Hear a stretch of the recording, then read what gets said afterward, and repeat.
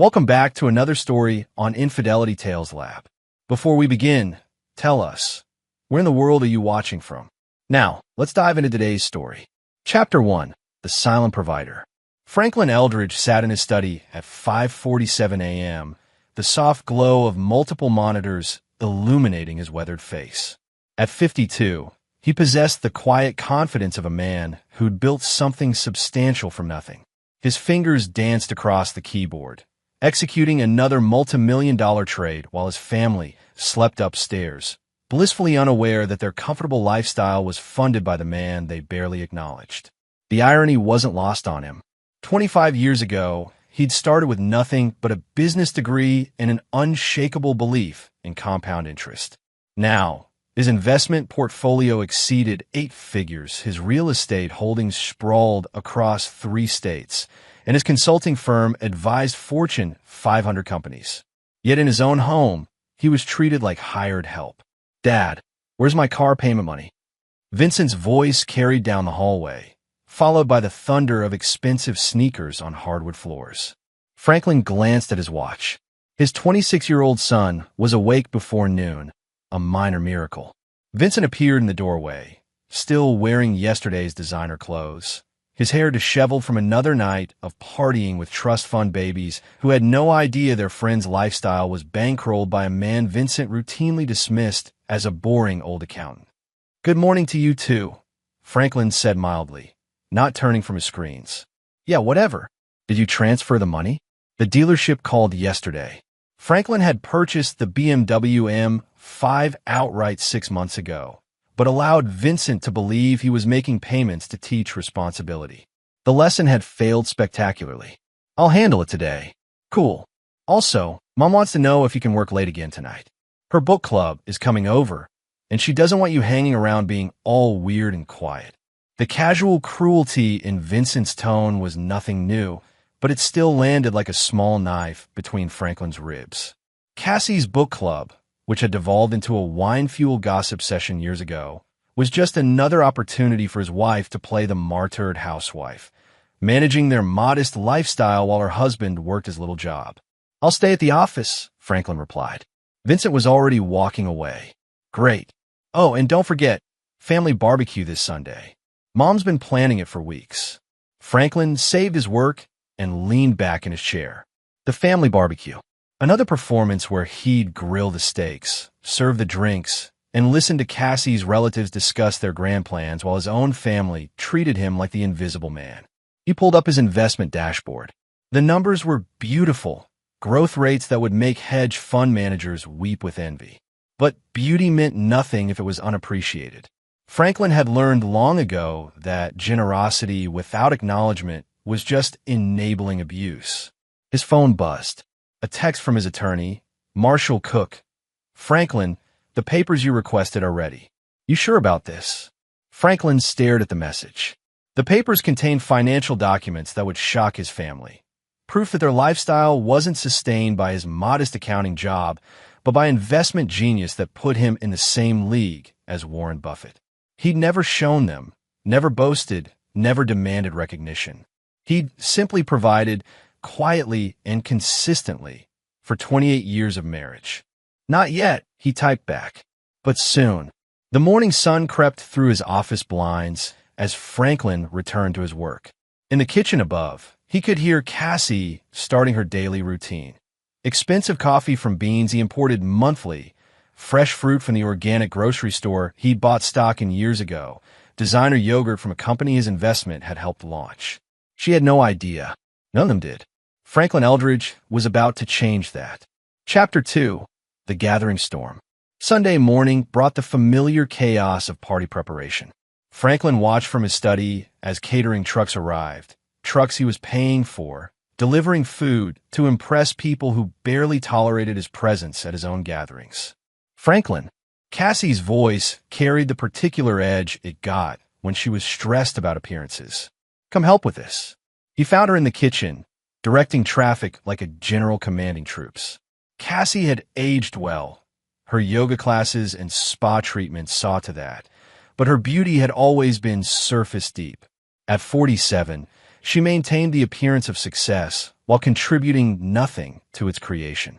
"The caterers need to set up in the backyard," she said without looking at him, "and make sure they understand about the dietary restrictions. Rita Elliott is coming, and you know how she is about gluten." Rita Elliott. Franklin remembered her from Vincent's high school graduation party, where she'd spent 20 minutes explaining why Franklin's business suit looked very practical while praising every other man's fashion choices. "I'll handle it," Franklin said. "And wear something nice today. Not that old polo shirt. Vincent's bringing Jessica Montgomery, and I want to make a good impression." Jessica Montgomery. Vincent had been dating the pharmaceutical heiress for 3 months, apparently hoping her family connections would launch his non-existent career. Franklin had run a background check, old habits from his Wall Street consulting days, and discovered Jessica was actually quite intelligent, with an MBA from Wharton and genuine business acumen. She was wasted on Vincent. By noon, the backyard had transformed into an elegant gathering space. Franklin had spared no expense, though his family assumed the beautiful decorations and premium catering were somehow budget-friendly.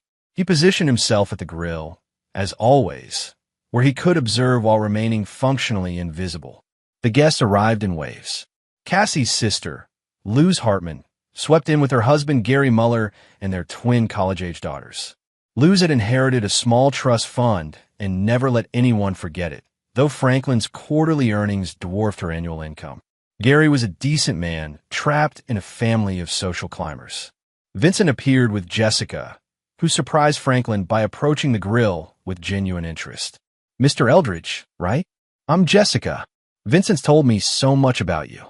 Franklin doubted that, but appreciated the courtesy. "Please, call me Franklin. How do you like your burger?"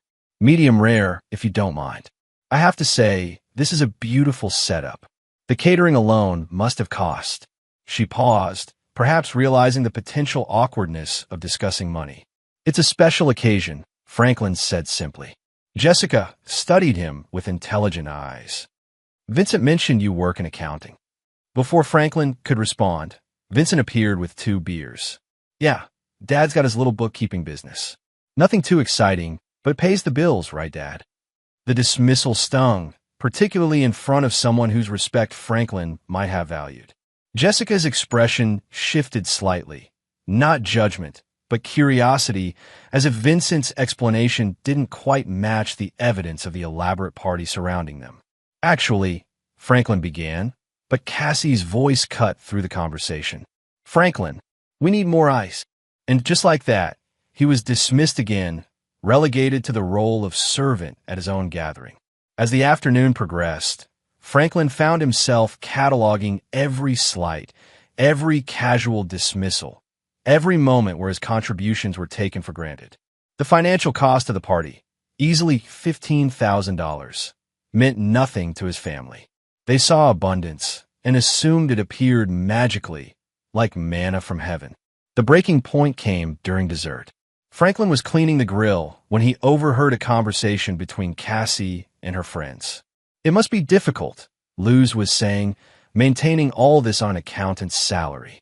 Cassie laughed, the sound brittle and dismissive. "Oh, Franklin's good with money. He stretches every dollar. We live quite comfortably for people of our means." The implication was clear. They were living beyond their station, and Cassie was the financial genius making it work. Franklin's hands stilled on the grill grates. 28 years of marriage, and his wife was taking credit for his financial success while simultaneously diminishing it. "Still," Rita Elliott chimed in, "it's admirable how some men can make a modest income work. Very practical." There was that word again. Practical. As if Franklin's ability to provide wasn't excellence, but mere adequacy stretched thin. Franklin set down his cleaning brush and walked toward the group. It was time for some transparency. But before he could speak, Vincent's voice boomed across the patio. "Well, at least Dad's useful for something. He makes a mean burger." Laughter rippled through the group. Not malicious exactly, but thoughtless. Franklin stood there, surrounded by people enjoying his hospitality, eating food he'd purchased, drinking wine from his cellar, sitting on furniture he'd selected and paid for, and they saw him as useful for something. Franklin smiled and nodded, accepting the backhanded compliment as he always did.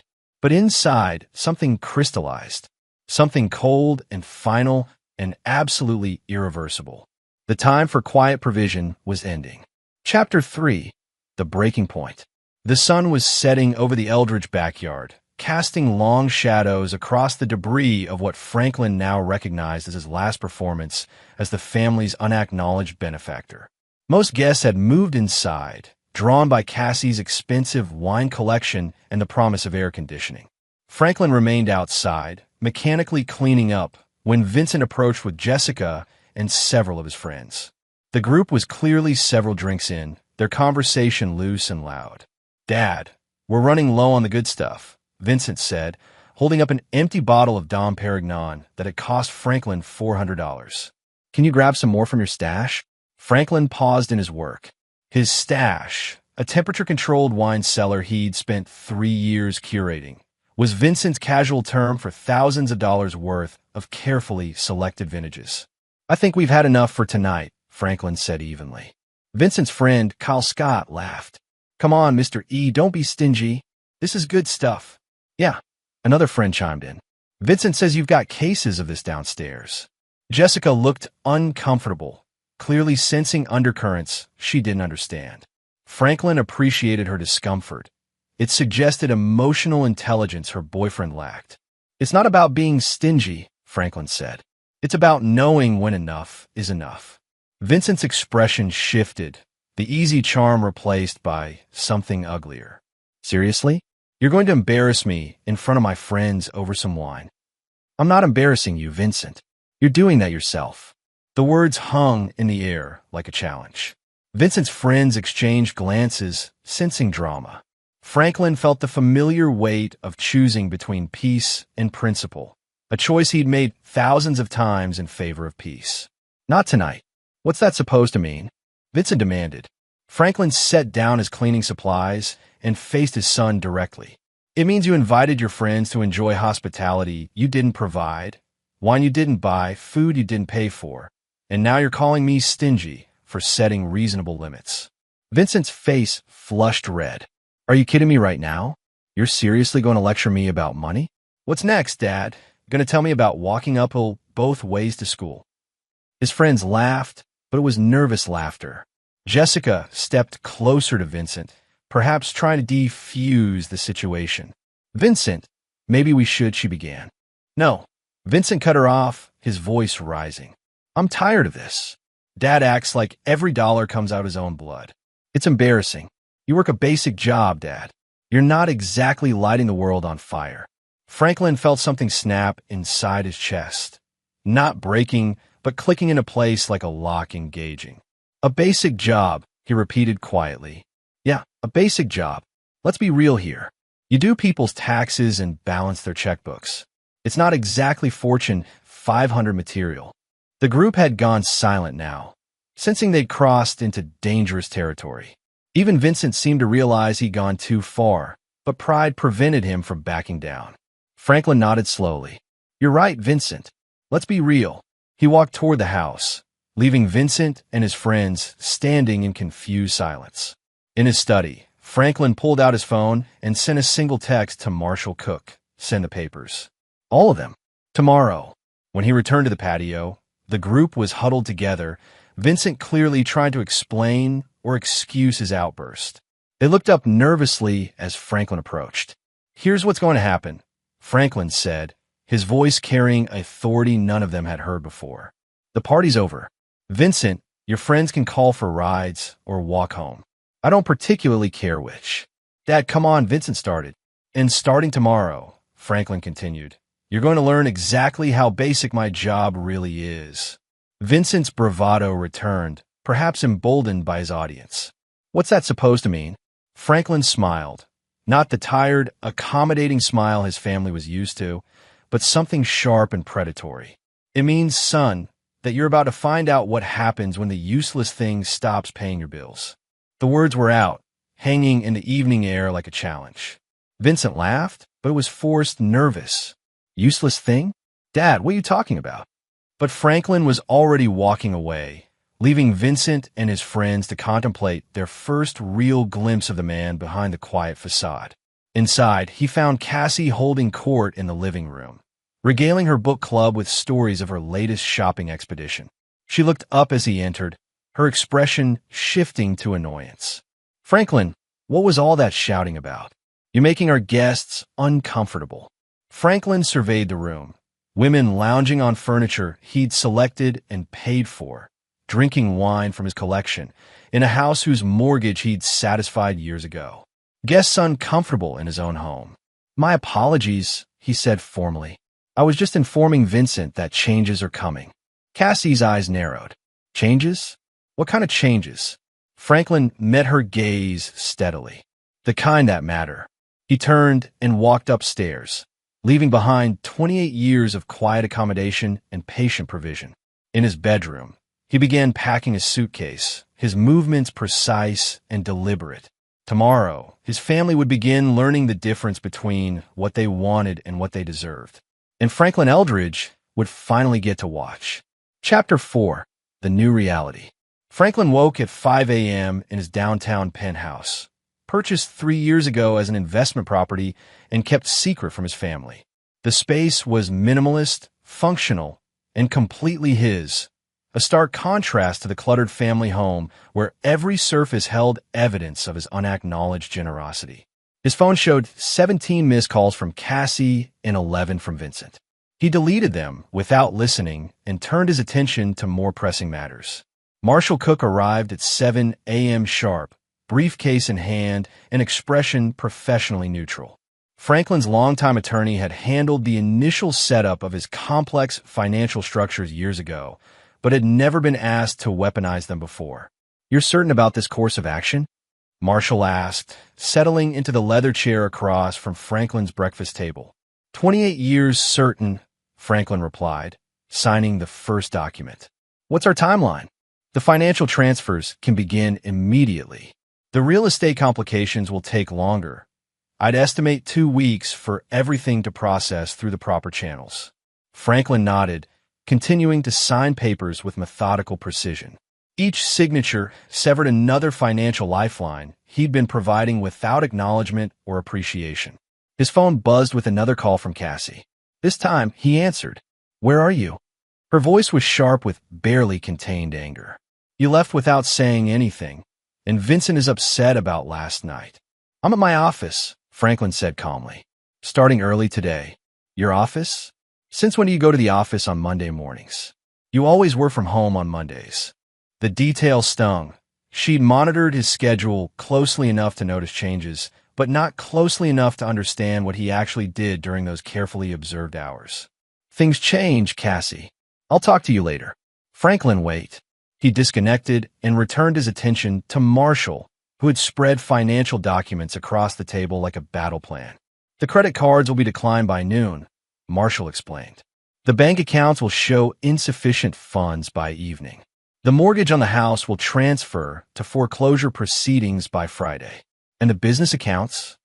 Completely separate. Your wife and son never had access to your actual wealth, only to the allowances you provided." Franklin had learned early in their marriage to keep his business and personal finances completely segregated. What looked like generous spending to his family was actually a small percentage of his total income, carefully budgeted and monitored. They'd been living on his pocket change for years without realizing it. His phone rang again. This time it was Vincent. "Dad, what did you do?" Vincent's voice was tight with panic. "My card got declined at the gym, and when I called the bank, they said the account was frozen." "Frozen is the wrong word," Franklin said. "Closed is more accurate." "Closed? What do you mean closed? You can't just close my account." Franklin sipped his coffee, enjoying the first honest conversation he'd had with his son in years. "Vincent, that was never your account. It was mine. I was simply allowing you access to it." That's the same thing." "No, son, it really isn't." Silence stretched across the line. Franklin could practically hear Vincent's brain struggling to process this new reality. "This is about last night, isn't it?" Vincent finally said. "Look, I was drunk, okay? I said some stupid things. We could talk about this." "We are talking about it. This is the conversation. Dad, come on. You can't just cut me off over one argument. I'll apologize, okay? I'll make it up to you. Franklin considered this. An apology. After 26 years of casual disrespect, Vincent was offering an apology as payment for continued financial support. What would you apologize for exactly? Franklin asked. Another pause. For what I said last night. About your job and stuff. About my basic, unimpressive job that barely keeps the lights on. I didn't mean it like that. Franklin laughed, a genuine sound of amusement that surprised them both. Vincent, you meant it exactly like that. And you were right to say it, because that's honestly what you believed. Okay, fine. Maybe I was wrong about your job. Maybe you make more money than I thought. How much more? Silence. Take a guess, Vincent. How much do you think your old man makes in his boring little accounting business? I don't know. 60,000? 80? Franklin nearly choked on his coffee. After living in a house worth $1.2 million, driving cars worth more than most people's annual salaries, and spending money like trust fund babies, Vincent estimated his father's income at $60,000. You really don't know, Franklin said, wonder creeping into his voice. You've never once wondered how we afford the life you live. I figured you were good at budgeting or something. Mom always said you were good with money. Good with money. Like a careful housewife clipping coupons. Not a man who'd built a financial empire through intelligence and hard work. Well, Vincent, you're about to get a comprehensive education in exactly how good with money I really am. What does that mean? Franklin smiled, though his son couldn't see it. It means you should probably start looking for a job. A job? Dad, I'm not qualified for anything. I'm majored in communications. Then you'd better learn to communicate your way into employment. Franklin hung up and turned back to Marshall, who had been quietly organizing documents throughout the conversation. The house? Franklin asked. We'll be in foreclosure by Friday.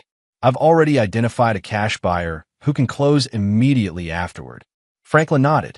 He'd purchased the family home years ago, but the mortgage payments had come from account Cassie had access to. When those accounts closed, the foreclosure process would begin automatically. And the new property, Marshall slid a deed across the table. 3 bedrooms, 2 baths, 1,500 square feet. Perfect for a couple downsizing their lifestyle. Franklin examined the address. The house was in a decent neighborhood, but dramatically smaller than their current home. Most importantly, it was the type of house an accountant making $60,000 might reasonably afford. His phone rang again. Cassie, sounding frantic. Franklin, something's wrong with our credit cards. I tried to buy groceries, and the card was declined. Then I tried the backup card, and it was declined too. The bank says the accounts are closed, but that can't be right. It's right, Cassie. What do you mean it's right? You can't just close our accounts without telling me. Franklin felt a familiar surge of irritation at the possessive pronoun. Our accounts. She'd never contributed $1 to those accounts. Never even asked where the money came from. They were never our accounts, Cassie. They were my accounts. That's ridiculous. We're married. Everything is ours. Community property laws don't apply to business assets, Cassie. My attorney can explain the details if you're interested. A long pause. Your attorney? Franklin, what is happening? Franklin looked out his penthouse window at the city below, a city where he was respected, successful, and valued for his contributions. What's happening, Cassie, is that you're all about to find out what life looks like without the useless thing subsidizing it. Chapter 5. The education begins. By Wednesday, the Eldridge family was in full crisis mode. Franklin knew this because his new security system, installed in his penthouse after years of dealing with his family's casual boundary violations, had logged 47 attempts to reach him by phone, 17 emails ranging from pleading to threatening, and 3 visits to his downtown office building, where his assistant had clear instructions to deny all access. He was reviewing quarterly reports when Marshall arrived with updates. The house situation is accelerating, Marshall reported, settling into his usual chair. Cassie hired an attorney, some small-time divorce specialist who specializes in protecting wives from financial abuse. Franklin looked up with interest. Financial abuse? Apparently, Closing accounts that were funding her lifestyle constitutes economic coercion. Marshall's expression was carefully neutral. Her attorney is demanding emergency spousal support and seeking to freeze your assets pending a full financial disclosure. Franklin leaned back in his chair. And what did you tell them? That they're welcome to file whatever motions they'd like, but they'll need to prove economic dependency first, which requires demonstrating that she was entitled to the money in the first place. And Marshall smiled, a rare display of emotion from the normally stoic attorney. Turns out it's difficult to claim spousal support from assets your spouse legally separated from community property years before you knew they existed. Franklin had learned early in his marriage to protect his wealth through legal structures that kept his business success completely separate from his personal life. Cassie had never been a signatory on his investment accounts, never had access to his real business finances, and had never contributed to the acquisition of assets she now claimed to own. The irony, Marshall continued, is that she's actually entitled to half of what she knew about. The problem is that what she knew about represents less than 3% of your actual net worth. Franklin's phone buzzed with another call from Vincent. This time, he answered on speaker. Dad, please, can we just talk about this? Vincent's voice had lost its casual arrogance, replaced by genuine desperation. I've been applying for jobs, but nobody's calling back. I need references, and I don't have any because I've never worked anywhere. That's a problem, Franklin agreed. Jessica broke up with me yesterday. She said I wasn't who she thought I was. Franklin felt a twinge of sympathy. Jessica had seemed genuinely decent, and losing her was probably the first real consequence Vincent had faced for his behavior. What did she say exactly? That she was impressed by the lifestyle and thought it meant I had ambition or something. When she found out it was all you, and that I'd been disrespectful, Vincent's voice cracked slightly. She said she couldn't date someone who treated their parents like servants. Franklin exchanged glances with Marshall. Jessica Montgomery was clearly more perceptive than any of them had given her credit for. So what do you want from me, Vincent? I want to fix this. I want to understand what I did wrong and make it right. Franklin considered this. It was the first time Vincent had asked for understanding rather than demanding money. Do you know what I do for a living, Vincent? You're an accountant. I'm a senior partner in a financial consulting firm that manages portfolios for Fortune 500 companies. I personally oversee investment strategies for clients worth more than most small nations' GDP. Silence. Last year, my personal income was $14.6 million. The year before that, it was $11.2 million. The house you grew up in represents approximately 2 months of my earnings. More silence. The car payments you thought I was struggling with? I bought that BMW outright and pretended it was financed because I thought monthly payments might teach you responsibility. Vincent's voice was barely a whisper. Why didn't you tell us? Franklin looked out his office window at the city below. Because I wanted to be loved for who I was, not what I could provide. I wanted a family that valued my presence, not my presence. Instead, I got a family that saw me as a useful appliance. Good for grilling steaks and paying bills, but not worth respect or acknowledgement. We didn't mean. Vincent, your mother introduced me at parties as just an accountant for 20 years. You told your girlfriend I worked a basic job that paid the bills. When was the last time either of you asked me about my day? My work? My interests? The question hung in the air unanswered because they both knew the answer. Never. We can change, Vincent said finally. I can change. Just please don't destroy everything over this. Franklin felt something shift in his chest. Not forgiveness, exactly, but the possibility of it. Vincent, I'm not destroying everything. I'm revealing everything. The life you've been living was built on my generosity and sustained by your ignorance. Now you get to see what your choices actually cost. What does that mean? Franklin looked at Marshall, who nodded slightly. It means you have 2 options. You can learn to build a life based on your own merit and effort, with my guidance and eventual support. Or you can continue believing that you're entitled to wealth you didn't earn and respect you didn't deserve. I choose the first one, Vincent said immediately. We'll see. Your first test is simple. Get a job. Any job. Support yourself for 6 months without any help from me. Show me you can create value instead of just consuming it. And then, Franklin smiled. And then we'll talk about what kind of relationship we want to build going forward. After Vincent hung up, Marshall raised an eyebrow. You're giving him a chance? I'm giving him a choice, Franklin corrected. There's a difference. His phone buzzed with another call. This time, it was Cassie, and her voice was pure venom. You bastard, she hissed. Vincent told me about your little revelation. $14 million? You've been hoarding $14 million while I've been worrying about grocery money. Franklin leaned back in his chair. Cassie, when exactly have you worried about grocery money? In the last 5 years, what bills have you personally paid? That's not the point. It's exactly the point. You've been living a lifestyle funded entirely by money you didn't know existed, and now you're angry that I didn't give you access to even more. I'm your wife. You're the woman who married me thinking I was a modestly successful accountant, then spent 28 years treating me like hired help. I never. You introduced me as just an accountant at every social gathering for 2 decades. You apologized to your friends for my practical appearance. You sent me to work in my own house when you wanted to entertain because you were embarrassed by my presence. Silence. The woman I married would have been grateful for a comfortable life. The woman you became felt entitled to luxury she never questioned or acknowledged. Franklin, please. We can fix this. We could go to counseling. We can. Cassie, next Friday you're going to receive an eviction notice for the house. The following Monday, you'll receive divorce papers. You'll also receive the deed to a house I purchased for you. A nice house in a good neighborhood that an accountant's wife could reasonably afford. You can't do this. Franklin's voice hardened. I've already done it. The only question now is whether you want to fight a battle you can't win or accept a settlement that's more generous than you deserve. He disconnected the call and turned to Marshall. How generous is the settlement, really? Marshall consulted his notes. The house is worth $200,000.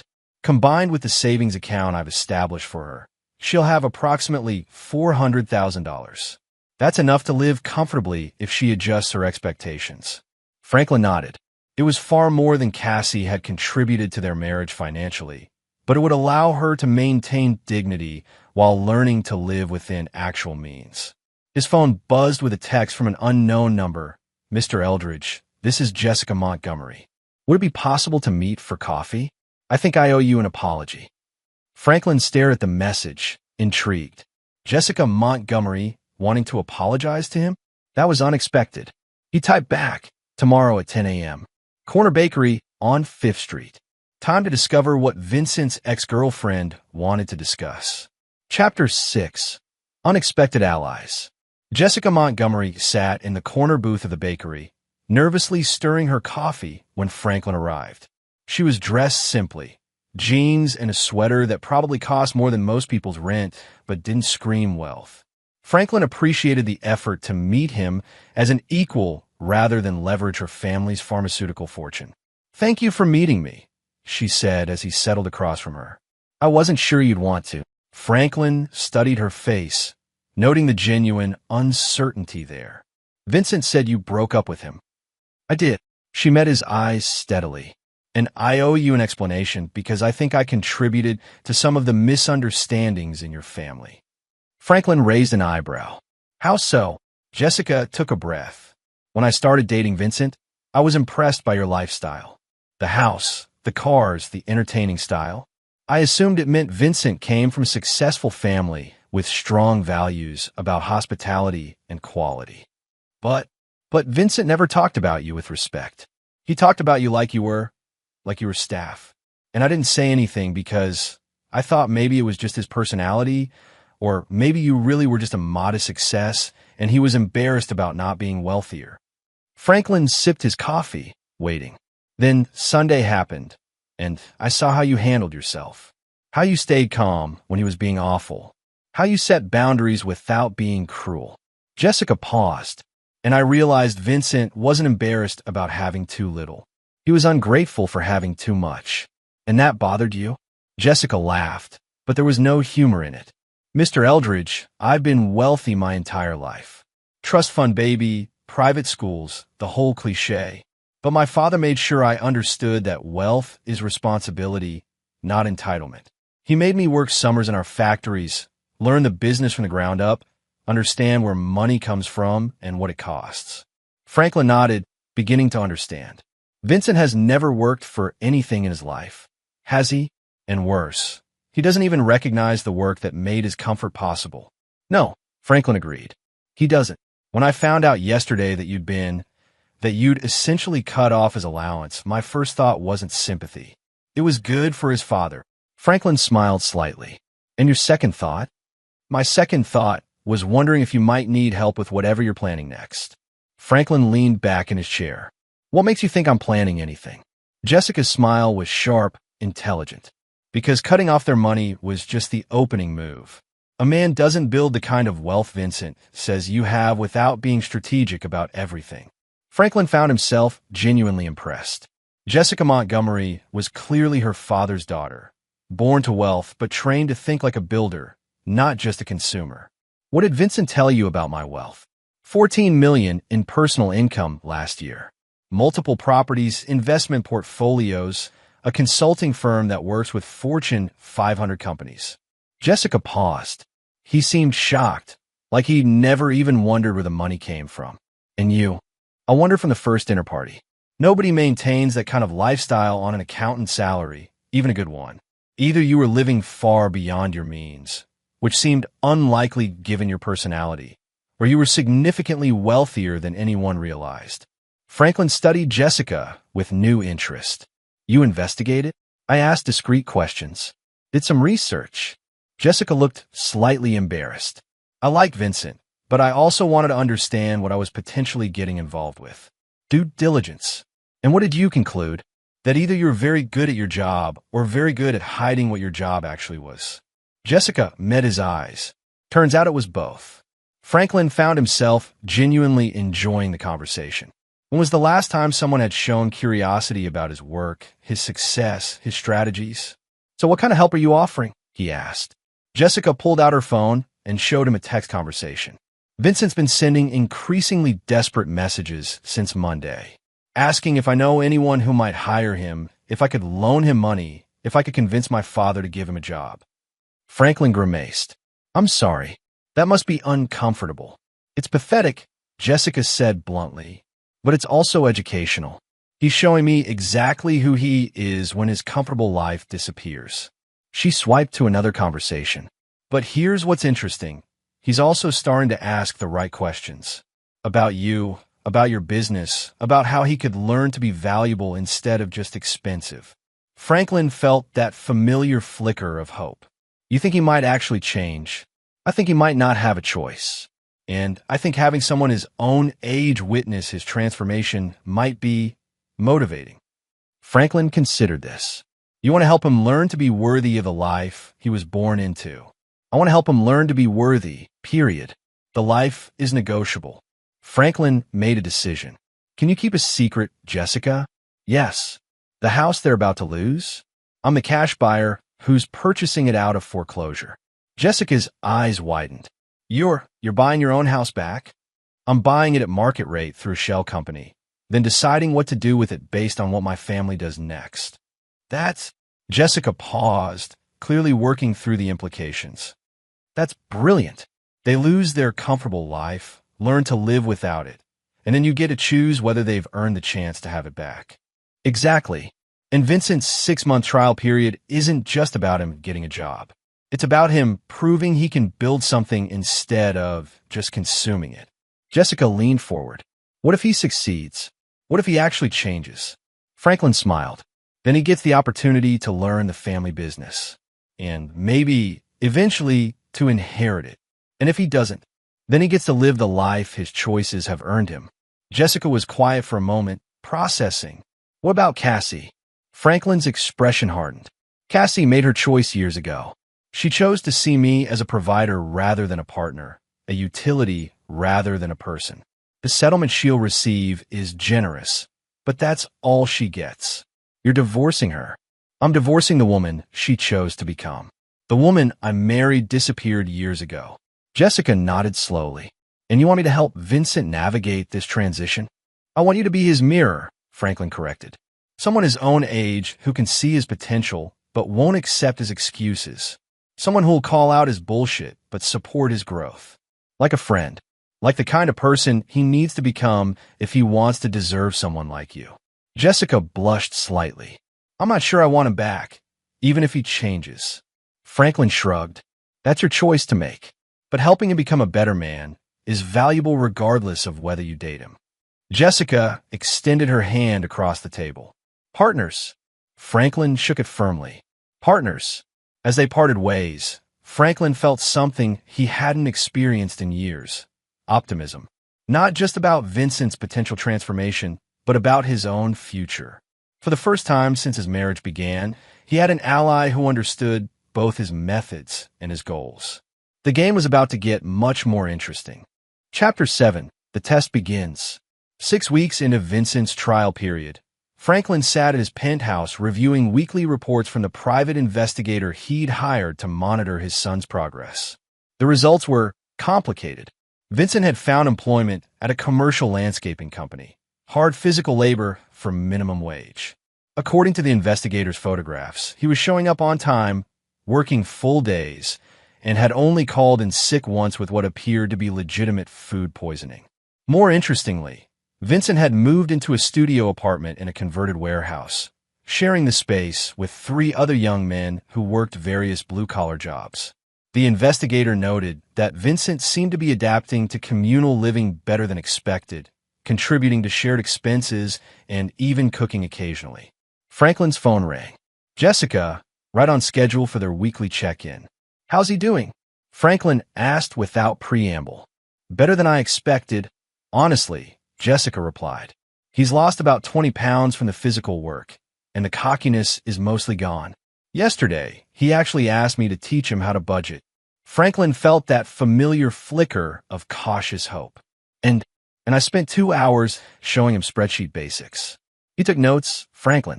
Actual notes, in a notebook he bought himself. Franklin leaned back in his chair. Vincent taking notes was promising. It suggested he was finally treating learning as work rather than expecting information to be delivered without effort. What about the money requests? They stopped 3 weeks ago. Complete stop. He actually gets embarrassed now when I pay for coffee. That was significant progress. Vincent's relationship with money had always been parasitic.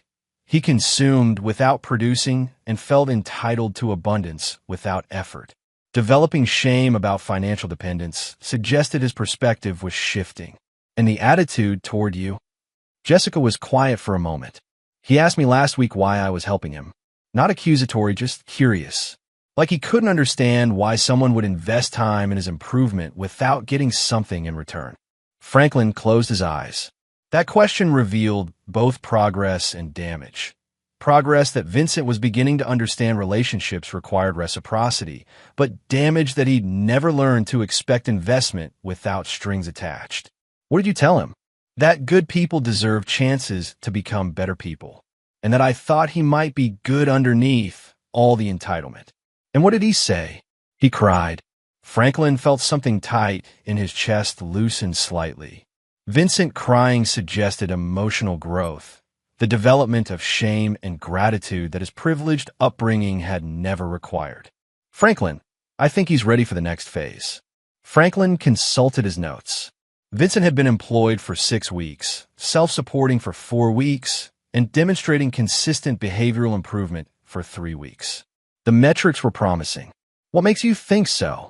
Because yesterday he asked me what you actually do. Not the dismissive, he's an accountant attitude. Genuine curiosity about your business, your success, your strategies. Franklin sat up straighter. Vincent showing interest in his father's actual work was the breakthrough he'd been waiting for. And I told him he should ask you himself. Franklin smiled.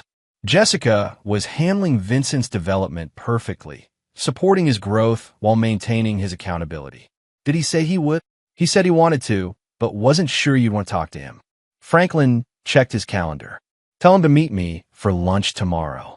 Corner Bakery, same place we met. 1 o'clock. Franklin, yes. What if he disappoints you again? Franklin looked out his penthouse window at the city below, a city where he was respected, successful, and valued for his contributions. Then he'll have learned something valuable about consequences, Franklin said, and I'll have learned something valuable about forgiveness. Vincent arrived 10 minutes early, looking nervous and dramatically different from the cocky young man who had insulted his father 6 weeks ago. The expensive casual wear had been replaced by clean work clothes, jeans, and a flannel shirt that showed honest wear.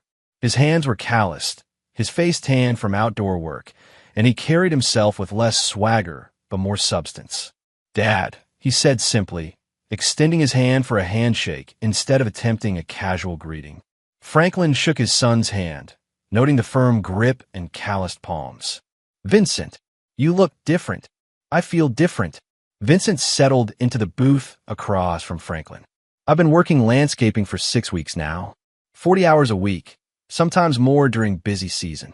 And," Vincent looked down at his hands, "and I finally understand why you were so tired when you came home from work.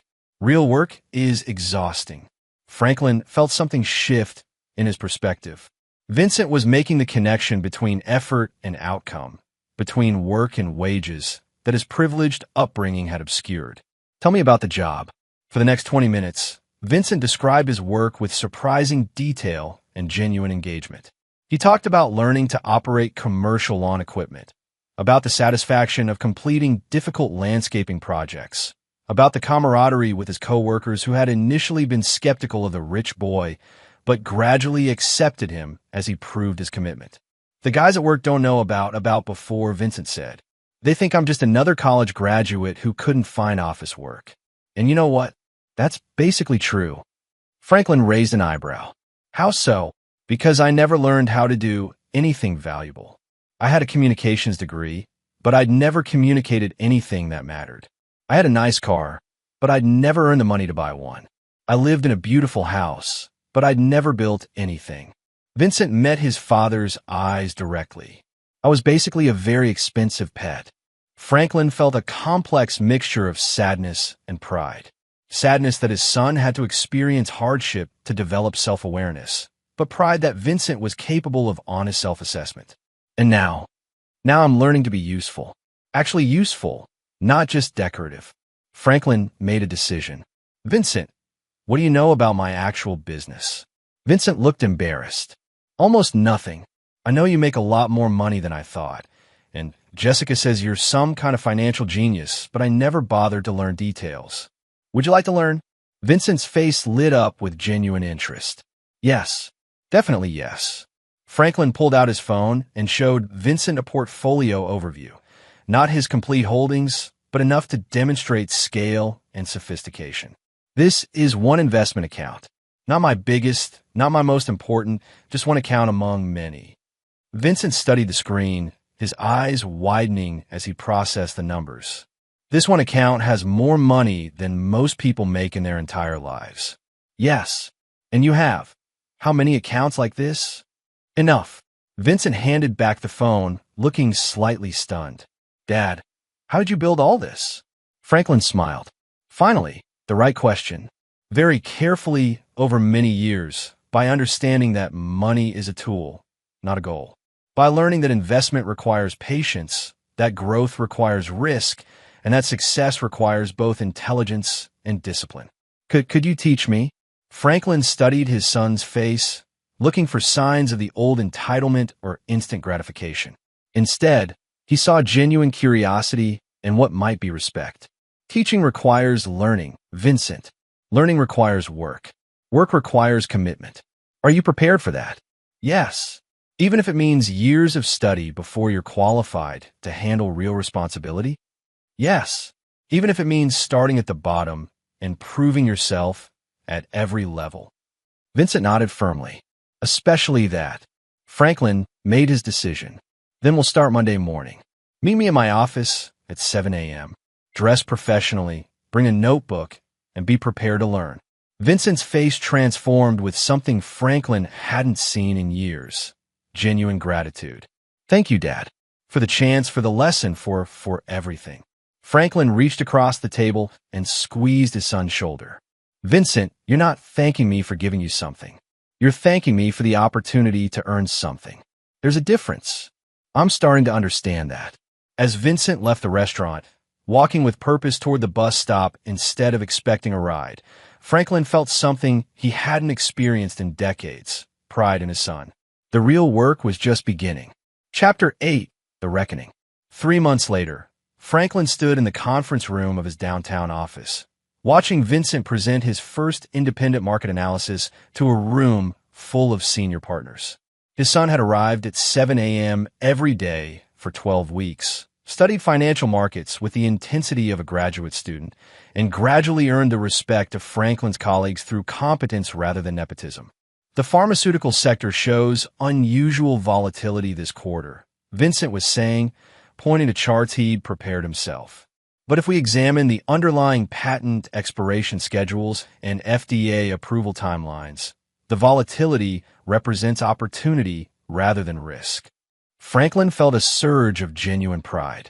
Vincent had developed his father's analytical mind and his own clear communication style, a combination that was serving him well in the complex world of high-stakes investing.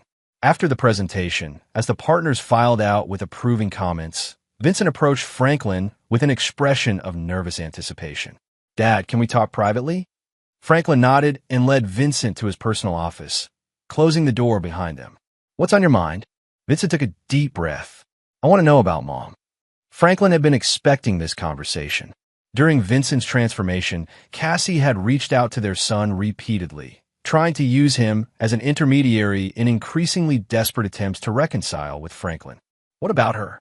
"She's struggling. The divorce is finalized, but she's having trouble adjusting to the new house, the smaller budget, the different lifestyle." Franklin nodded. He'd been monitoring Cassie's situation through Marshall, partly from lingering concern and partly from legal necessity. She was indeed struggling, but not financially. The settlement provided comfortable living for someone willing to adjust their expectations. And I think she wants to apologize. Really apologize, not just try to get the money back. Franklin studied his son's face. Vincent had developed emotional intelligence along with financial acumen, and his judgment about people had improved dramatically. "What makes you think that?" "Because she asked me to teach her how to budget. She asked me to help her understand what you actually do for work. She asked me." Vincent paused.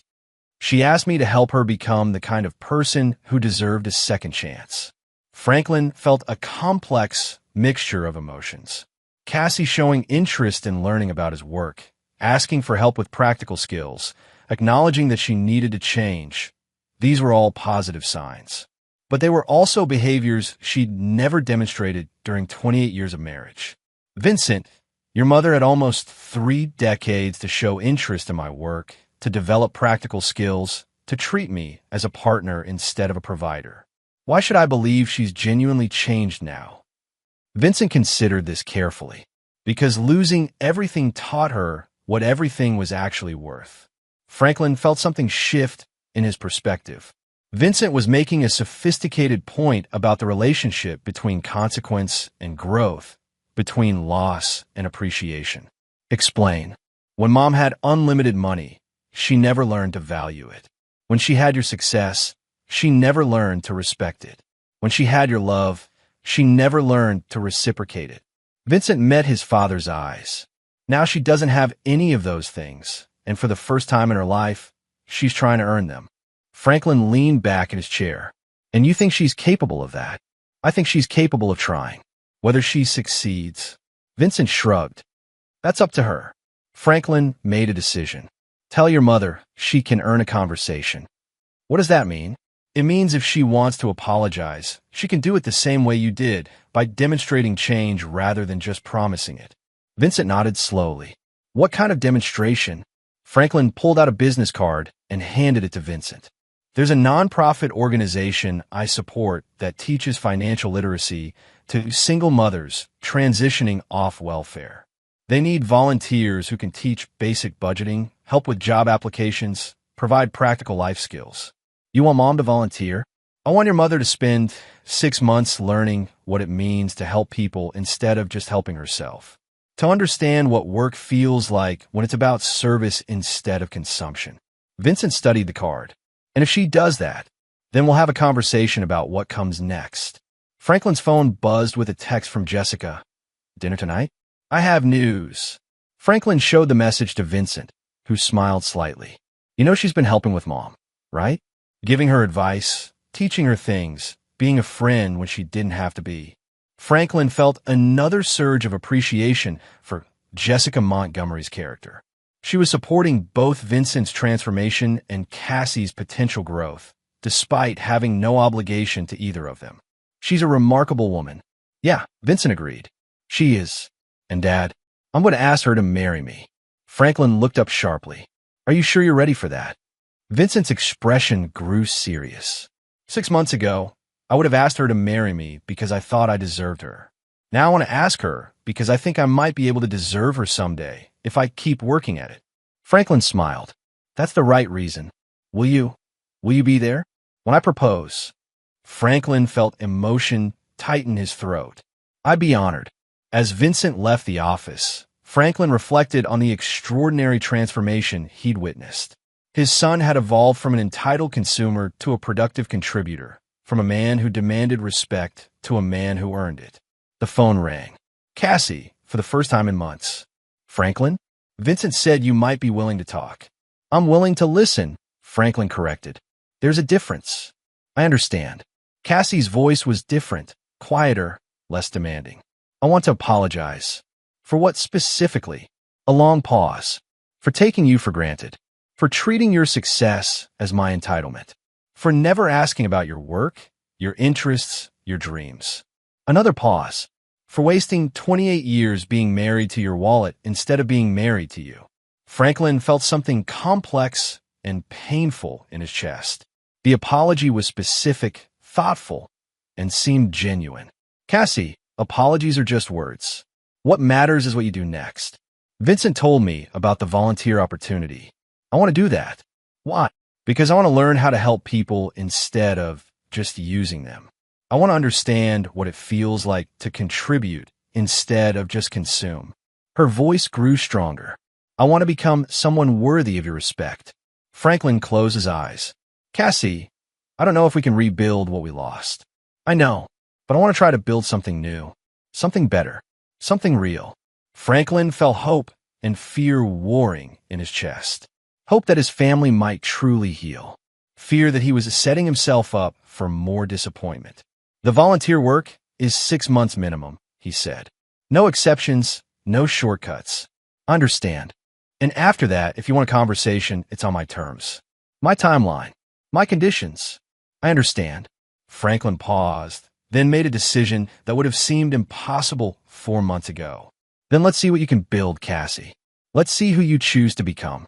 Chapter 9. Coming Home. 1 year after the family barbecue that changed everything, Franklin stood in the backyard of his old home, watching Vincent and Jessica dance to music from a small string quartet. Their engagement party was smaller than the original gatherings, fewer people, but more genuine relationships. Cassie approached carefully, carrying 2 glasses of wine. She looked different, not just physically, though 6 months of volunteer work had given her a purposefulness that showed in her posture, but emotionally.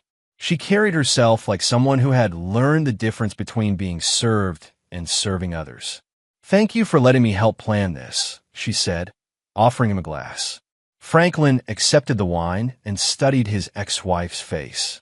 The entitled expectation was gone, replaced by something that might be humility. How was your week at the center?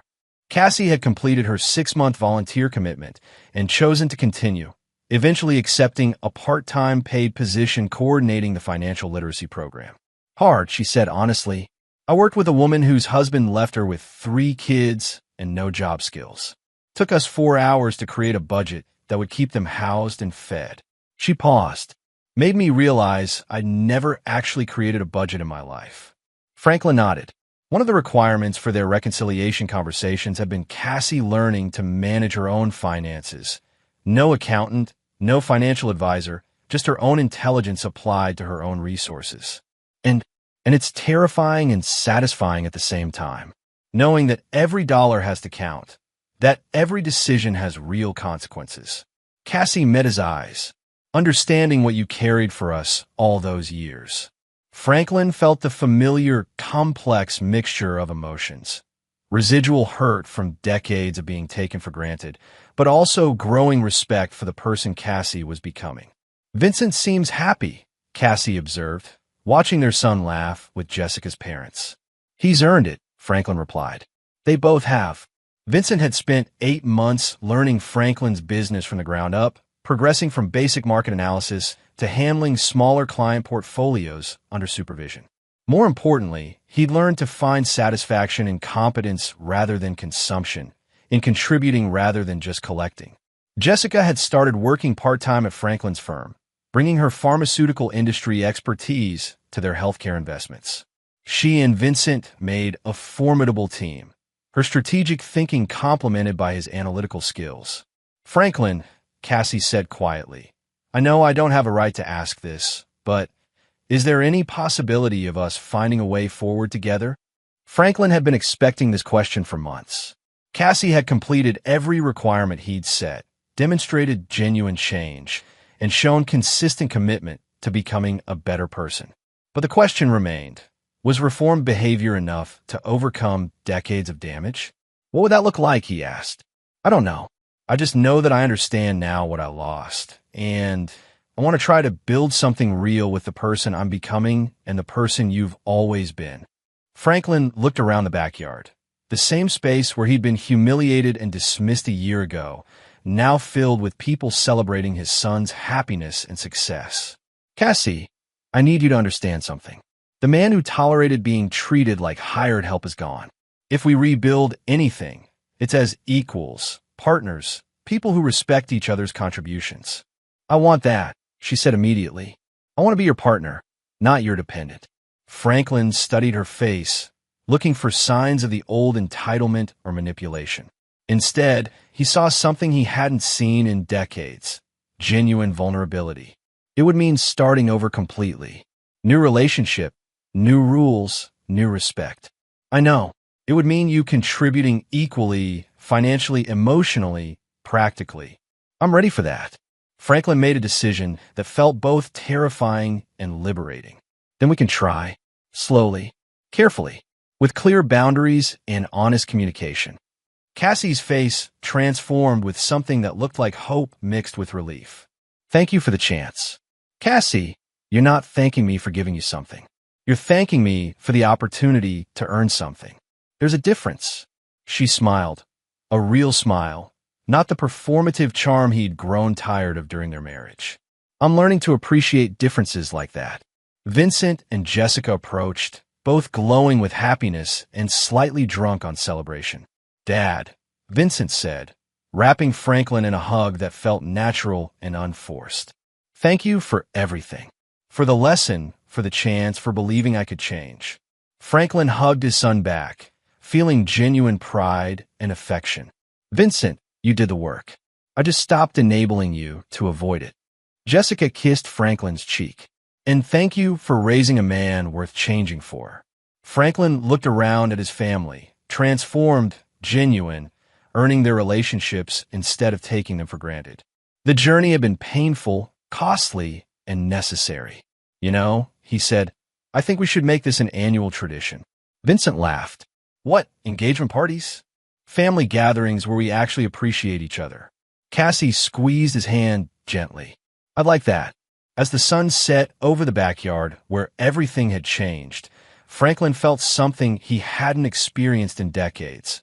The satisfaction of being valued for who he was rather than what he could provide. The last laugh, it turned out, wasn't about revenge. It was about respect. And there you have it. Another story comes to an end. What did you think? I'd love to hear your thoughts in the comments below. If you enjoy this story, consider joining our community by subscribing. It means the world to us. For more stories like this one, check out the recommended videos on screen. And I'll see you there. After 5 years of hard work, my father-in-law, the CEO, gave the partnership to his son, who'd only been there 3 months. I handed him my resignation with a calm smile. Congrats to David, I said. When my father-in-law read my letter, he lost it. You can't be serious? He shouted, his face turning red as. Before we continue, subscribe to Infidelity Tales Lab and let us know where you're listening from in the comments. My name is Stephen O'Neill, and I used to believe in loyalty. 5 years ago, when I married Caroline Davenport, I thought I was joining more than just a family. I was becoming part of a legacy. Her father, Milton Davenport, owned Davenport Construction, one of the most respected firms in the tri-state area. What started as a small family business had grown into a multi-million-dollar empire under his leadership. I wasn't some gold digger looking for an easy ride. I had my MBA from Wharton and 3 years of experience at a prestigious consulting firm. When Milton offered me a position, I saw it as an opportunity to prove myself, not just coast on my wife's name. Caroline and I had met during our final year at business school, and what drew me to her wasn't her father's money.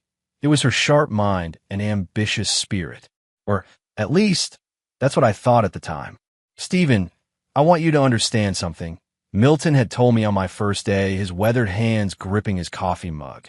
In this business, blood might be thicker than water, but results are thicker than blood. You prove yourself here, and there's no limit to how far you can go. Those words became my gospel. I threw myself into every project with the intensity of a man possessed. While other employees left at 5, I stayed until 8. While they took weekends off, I was studying market reports and architectural plans. I transformed the company's digital infrastructure, streamlined operations, and personally brought in over $15 million in new contracts. The Davenport family dynamics were complex. Milton had 2 children, Caroline and her younger brother David. David was 28, 3 years younger than Caroline and me, but he'd chosen a different path.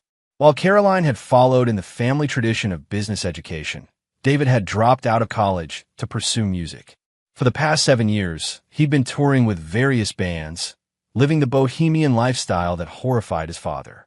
That boy has no sense of responsibility, Milton would grumble whenever David's name came up. 30 years old and still playing guitar in dive bars. When I was his age, I was building this company with my bare hands. Caroline always defended her brother. Dad, not everyone wants the same things. David's happy. Happy doesn't pay the bills or build legacies, Milton would respond. I stayed out of those family disputes. My focus was on proving my worth through performance. And perform I did. In my second year, I identified a massive inefficiency in our subcontractor network that was costing us nearly $2 million annually. I restructured the entire system, personally negotiating new contracts that saved the company 30% on materials while actually improving quality. Stephen, that was exceptional work, Milton had said after reviewing my presentation. I'm promoting you to senior project director. That promotion came with a significant salary increase and, more importantly, Milton's growing trust. He began including me in high-level strategic meetings, asking for my input on major decisions. I could see the path clearly, prove my value, earn respect, and eventually become a partner in the business I was helping to build. Caroline seemed proud of my success, though I noticed she'd been more distant lately. She'd started working late more often, taking mysterious phone calls she'd cut short when I entered the room. When I asked about it, she claimed it was just work stress from her position at the marketing firm downtown. You're not the only one with ambitions, Stephen, she'd say with a smile that didn't quite reach her eyes. By my third year, I had transformed Davenport Construction's project management system entirely.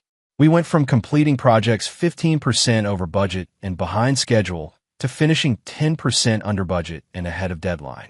Our client satisfaction scores reached an all-time high. Milton began openly referring to me as the future of this company. But it was in my fourth year that everything began to shift. David returned to town, claiming he was taking a break from the music scene to figure things out. He moved back into his childhood bedroom at the family estate and started spending time at the office, asking questions about the business. I never realized how much this place had grown, David said during one of his frequent visits. He'd lean against my office doorframe, watching me work with curious eyes. You've really made quite an impression on Dad. I just do my job, I'd reply, not looking up from my computer. Dad talks about you more than he talks about me, David said with a laugh that sounded forced. Stephen this, Stephen that. Sometimes I wonder if he wishes you were his son instead of me. I should have paid more attention to the undertone in his voice. Should have recognized the seeds of resentment being planted. But I was too focused on the goal, partnership. Milton had been dropping hints for months about bringing in a new partner to help manage the company's expansion into commercial real estate. The business is getting too big for one man to handle, he'd said during our quarterly review. I need someone I can trust completely, someone who understands a vision. That someone was going to be me. I was certain of it. 5 years of 70-hour weeks, of missed family gatherings to close deals, of restructuring every aspect of operations. It was all building toward this moment. What I didn't know was that while I was building my future, others were building their own plans. Plans that didn't include me as anything more than a useful tool to be discarded once my purpose was served. The first crack in my carefully constructed world appeared on a Tuesday morning in early October, 3 months after David's return. I was reviewing the quarterly reports when Caroline called. "Stephen, can you come home early today? I need to talk to you about something important." Her voice sounded strange, strained in a way I hadn't heard before. "Is everything okay? Just please come home. We need to talk." I left the office at 4, something I rarely did, and drove home with a growing sense of unease. Caroline was waiting in our living room, pacing by the window. She looked up when I entered, her face pale and drawn.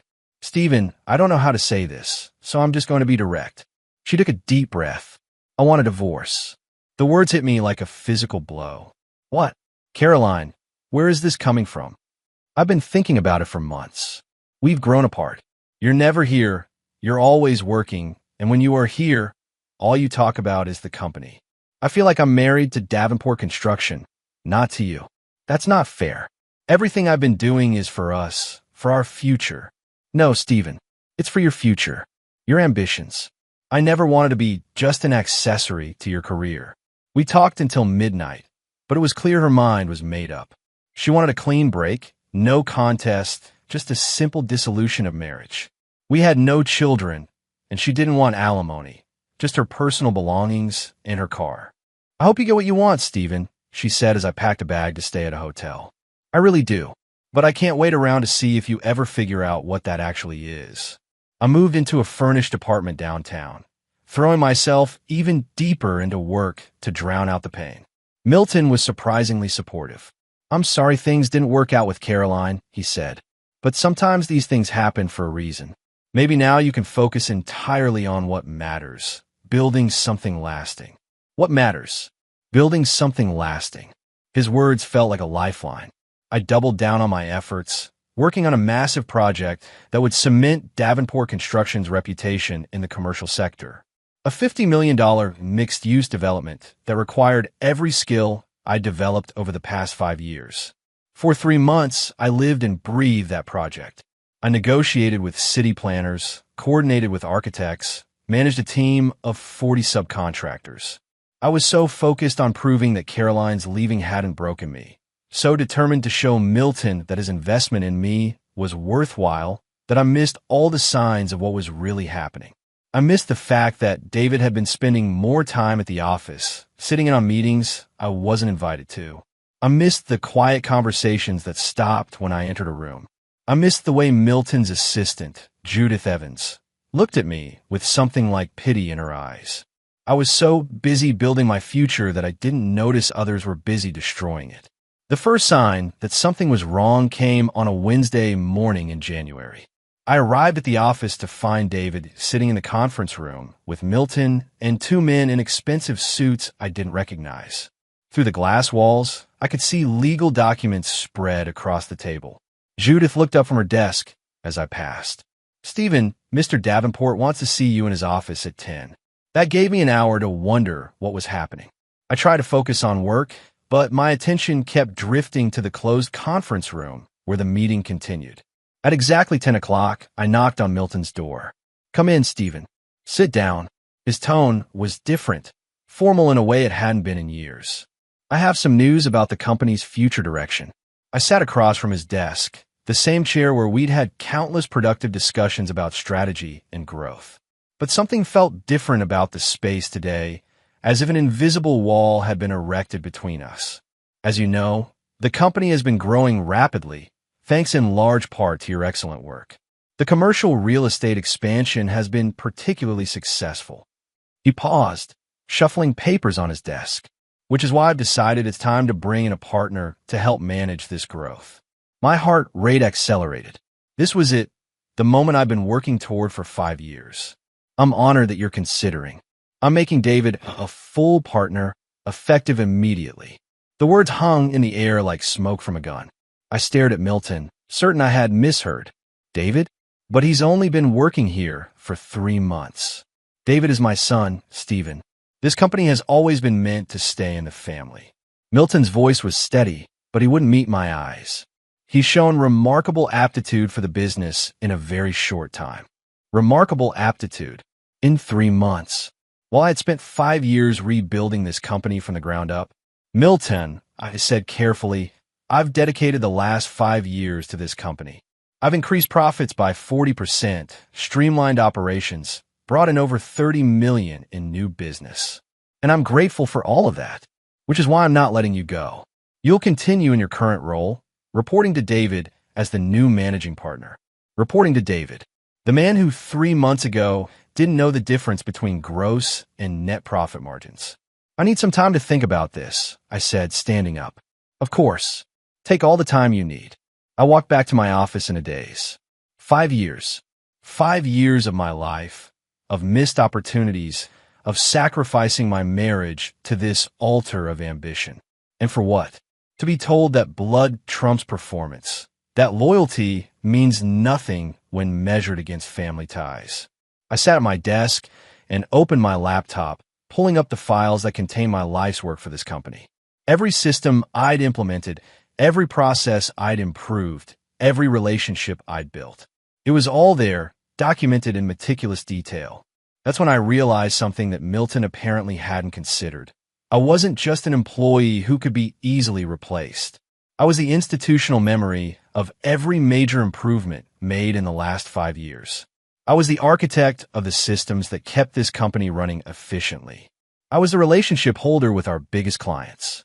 I was irreplaceable, and they had just made a catastrophic error in judgment. I spent the rest of the day in apparent normalcy, attending meetings and responding to emails. But underneath the surface, I was conducting an audit, not of the company's finances, but of my own value and leverage. By the time I left the office at 6, I had a complete picture. I personally managed relationships with clients representing 60% of our annual revenue. The digital systems I'd implemented were so customized to my specifications that no one else fully understood how they worked. The project management methodology that had revolutionized our efficiency was entirely my creation, documented in files that only I had access to. Most importantly, I had been the primary point of contact for the $50 million mixed-use development project, the largest contract in the company's history. A project that was scheduled to begin construction in 3 weeks. That evening, I did something I hadn't done in months. I called old contact from my consulting days. By the end of the night, I had 3 job offers, each with a salary 20% higher than what I was currently making. But job security wasn't what I was after. I wanted something else entirely. The next morning, I walked into Milton's office with a single sheet of paper in my hand. Stephen, have you given thought to what we discussed yesterday? I have. I placed the paper on his desk. This is my resignation letter, effective in 2 weeks. Milton's face went white as he read the brief, professional letter. Stephen, let's talk about this. I know yesterday was a shock, but there's nothing to discuss, Milton. You made your choice. I'm making mine. I smiled, genuinely smiled for the first time in months. Congratulations to David on his partnership. I'm sure he'll do great things. I turned to walk away, but Milton's voice stopped me. You can't be serious. You're throwing away everything you've built here. His face was turning red, veins visible on his forehead. 5 years of your life, Stephen. 5 years. Exactly, I said, still smiling. 5 years of my life that apparently meant nothing when measured against 3 months of family connection.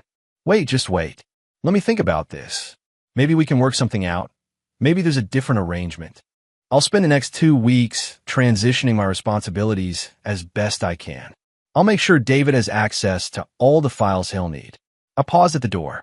Though, I should mention, The Hartman development contract requires my personal signature on all major decisions. You might want to check with legal about how to handle that transfer. I left Milton staring at the resignation letter, his hands shaking slightly as the implications began to sink in. The Hartman development project wasn't just the company's largest contract. It was the cornerstone of their expansion into commercial real estate, a project that I had personally negotiated, structured, and managed from conception to near completion. A project where my signature was legally required on every major decision. A project that, if handled incorrectly, could bankrupt Davenport Construction. I spent the rest of the morning documenting my responsibilities, creating detailed transition notes for every project I managed. I was nothing if not professional, but professionalism didn't mean I was going to make their transition easy. Every document I created was technically complete, but practically useless. I listed every task that needed to be completed, but didn't explain the context that made those tasks critical.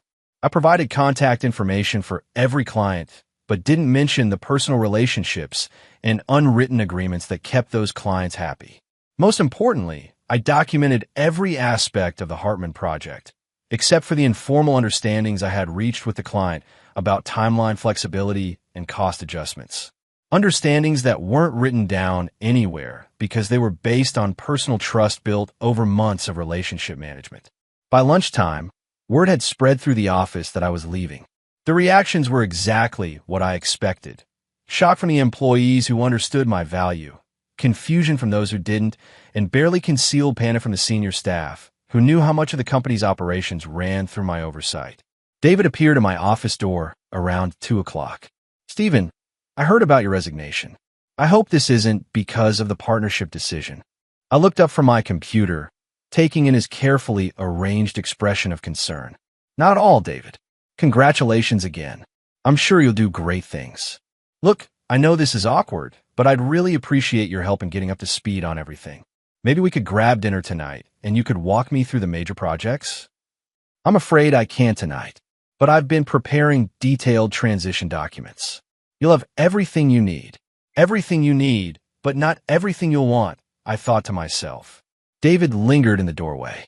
"The Hartman project, Dad mentioned something about your signature being required?" "That's correct. It's written into the contract. All major decisions require the signature of the designated project manager, which is currently me. But surely they can be transferred. I'm sure your lawyers will figure out the best way to handle it." I turned back to my computer screen. I really do need to focus on these transition documents. He left, but I could feel his eyes on me through the glass wall of my office for the rest of the afternoon. At exactly 5 o'clock, I saved my final transition document, backed up my personal files to a secure external drive, and began packing my personal belongings. 5 years of my professional life fit into 2 cardboard boxes. Some books, a few awards, a photo of Caroline and me from happier times that I immediately threw away. As I carried the boxes to my car, I thought about what came next. I had job offers, I had savings, I had skills that were in demand. But more than that, I had something else, complete knowledge of how to systematically dismantle everything I'd built.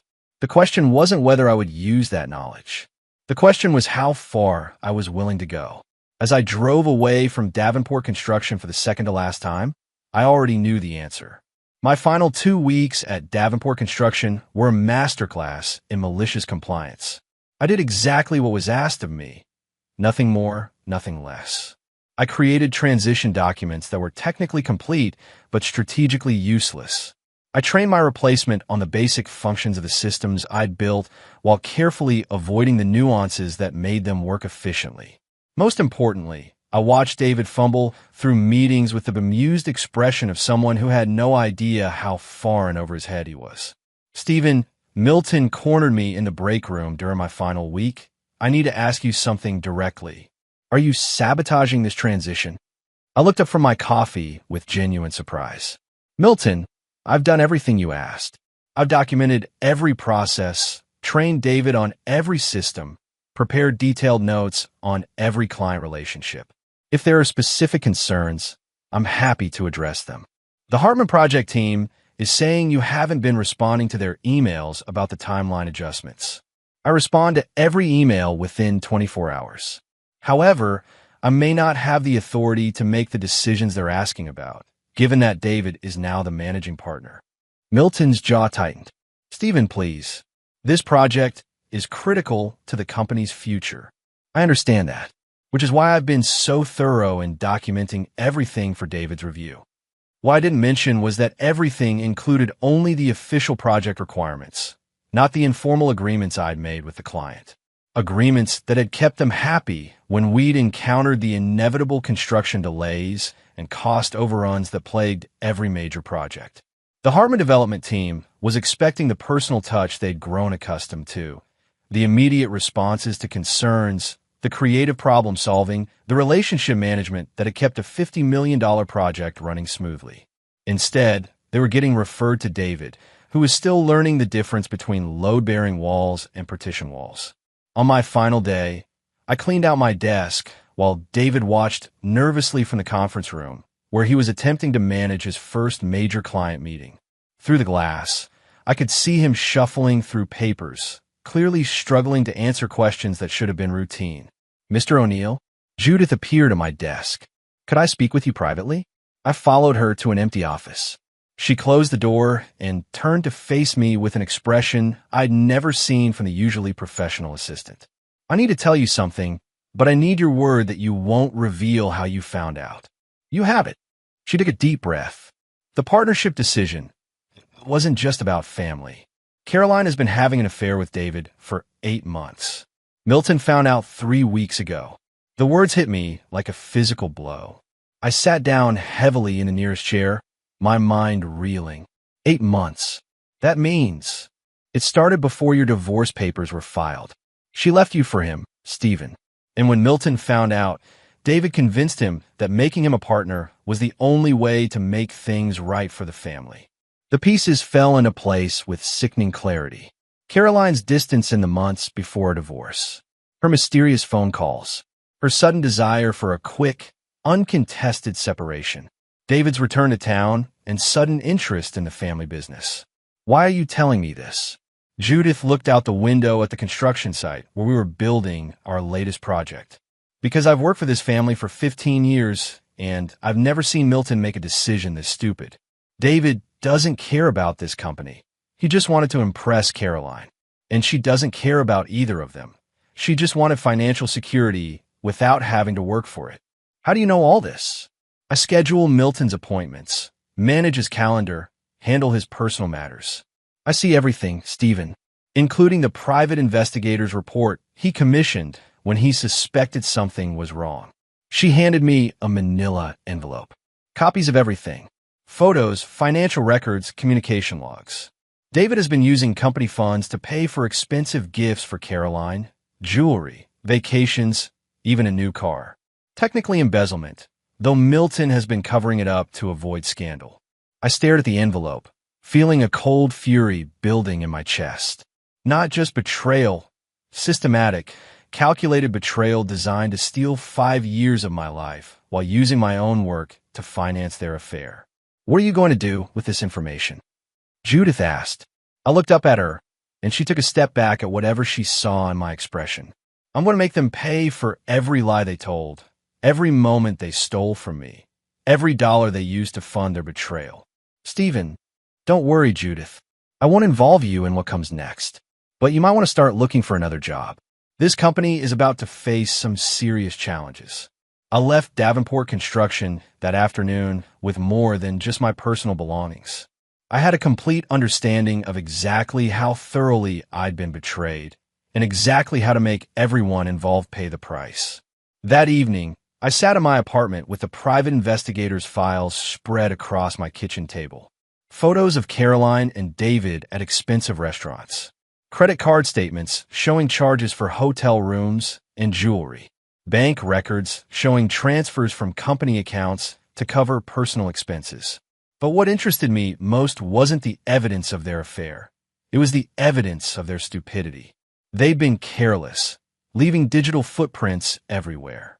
David had used his company email to make reservations. Caroline had posted social media photos from locations that corresponded with charges on the company credit card. They'd been so confident that Milton would cover for them, so certain that I would never find out, that they documented their own betrayal in excruciating detail. I opened my laptop and began making calls. First to Jeff Kern, my former colleague who now ran his own consulting firm. Then to Clinton Horton, a corporate lawyer I'd worked with on several major projects.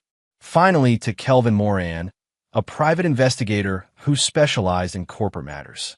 By midnight, I had assembled a team of professionals who understood exactly what I wanted to accomplish. Not just revenge, systematic destruction of everything my betrayers had built their future on. The key, I explained to them during our first meeting, is that they used my work to finance their betrayal. Every system I built, every client relationship I developed, every process I implemented, they're planning to use all of it to support their new life together. And you want to take it all away, Jeff said. I want to burn it to the ground and salt the earth so nothing ever grows there again. Clinton leaned forward. Stephen, I need to be clear about the legal risks. Everything we do will be perfectly legal. I'm not interested in breaking laws. I'm interested in using every legal tool available to destroy people who betrayed me. Kelvin pulled out a tablet and began taking notes. What's the timeline? I smiled, the same calm smile I'd given Milton when I resigned. They're planning to get married in June, using David's partnership profits to finance a wedding that will cost more than most people make in a year. I want them broke, unemployed, and facing serious legal consequences by then. That's ambitious, Clinton said. I have 5 years of detailed knowledge about every aspect of that company's operations, every client relationship, every process inefficiency, every regulatory compliance issue they've been ignoring. I know exactly where the bodies are buried because I'm the one who buried most of them.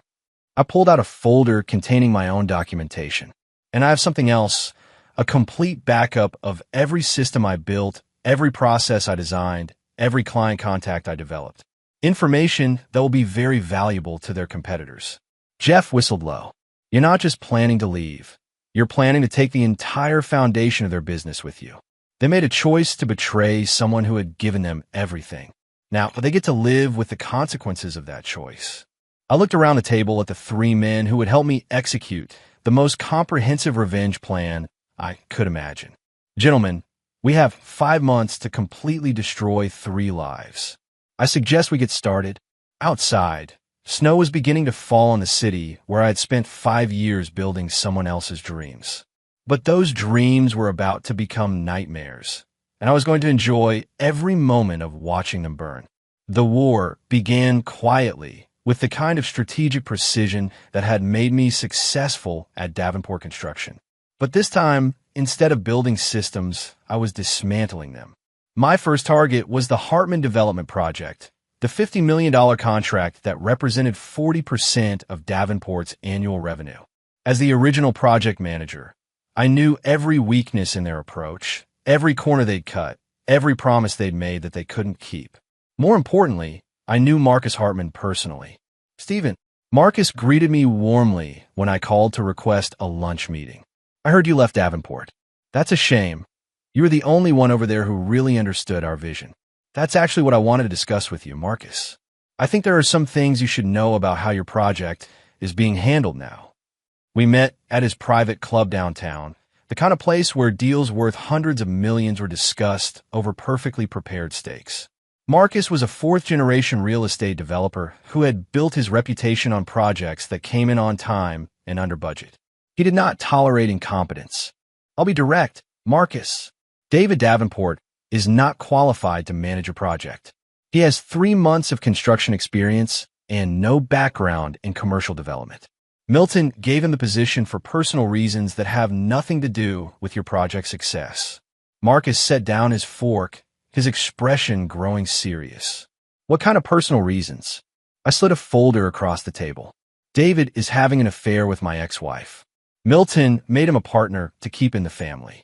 Your $50 million project is being managed by someone whose primary qualification is sleeping with the right person. Marcus opened the folder and examined the documentation I prepared. Photos of David and Caroline together, financial records showing his lack of experience, Copies of emails where David demonstrated fundamental misunderstandings of basic construction principles. This is concerning, Stephen. But what exactly are you proposing? I'm starting my own consulting firm. I have the experience, the relationships, and the knowledge to complete your project better than Davenport ever could. Let me audit their current progress and show you exactly what you're not getting for your money. Marcus leaned back in his chair, studying me with calculating eyes. And what do you get out of this? The satisfaction of ensuring your project is handled by someone who actually cares about the outcome. 3 days later, Marcus Hartman requested a comprehensive project review meeting with Davenport Construction. He brought his own team of engineers and architects, professionals I had quietly briefed on exactly what questions to ask. I watched the meeting through the conference room's glass walls, positioned at my temporary desk where I was finishing transition documents. David sat at the head of the table, sweating visibly as the Hartman team systematically exposed every gap in his knowledge. Mr. Davenport, one of the engineers, said, "The foundation specs show a deviation from the original plans. Can you explain the engineering rationale for this change?" David shuffled through papers, clearly searching for an answer he didn't have. The original plans were adjusted for efficiency purposes. Efficiency purposes? This change reduces the building's load capacity by 15%. That's not efficiency. That's a potential structural failure. Milton tried to intervene, but Marcus cut him off. "I want to hear from the project manager." "David, walk me through your quality control process." What followed was 20 minutes of painful fumbling as David revealed that he had no quality control process, no understanding of regulatory requirements, and no grasp of the timeline implications of the decisions he'd been making. "I think we've heard enough," Marcus said finally. "Milton, I'm invoking the performance review clause in our contract. Davenport Construction has 30 days to demonstrate competent project management, or we'll be terminating this agreement and seeking damages for the delays and substandard work completed so far." The meeting ended with handshakes that felt like funeral preparations. As the Hartman team filed out, Marcus caught my eye and nodded almost imperceptibly. That afternoon, Milton appeared at my temporary desk with desperation in his eyes. "Stephen, I need your help. The Hartman review was a disaster. David, he's not ready for this level of responsibility." "I'm sorry to hear that, Milton, but my transition period ended yesterday. I'm no longer an employee of Davenport Construction. Please, just consult on this one project. We'll pay you whatever you want." I pretended to consider the offer. "I appreciate the offer, Milton, but I've already committed to other opportunities. However, I do have some advice. Anything. Fire David before he destroys everything you've built. Admit the partnership was a mistake, bring in someone qualified, and hope Marcus Hartman is willing to work with competent management." Milton's face went pale. "I can't fire David. The family situation, it's complicated. Then you're going to lose the Hartman project. And once word gets out that Davenport Construction can't handle major commercial development, you'll lose a lot more than that." I gathered my final personal items and stood to leave. "Good luck, Milton. You're going to need it." But my conversation with Milton was just the opening move. That evening, I met with my assembled team to review the progress on our broader strategy.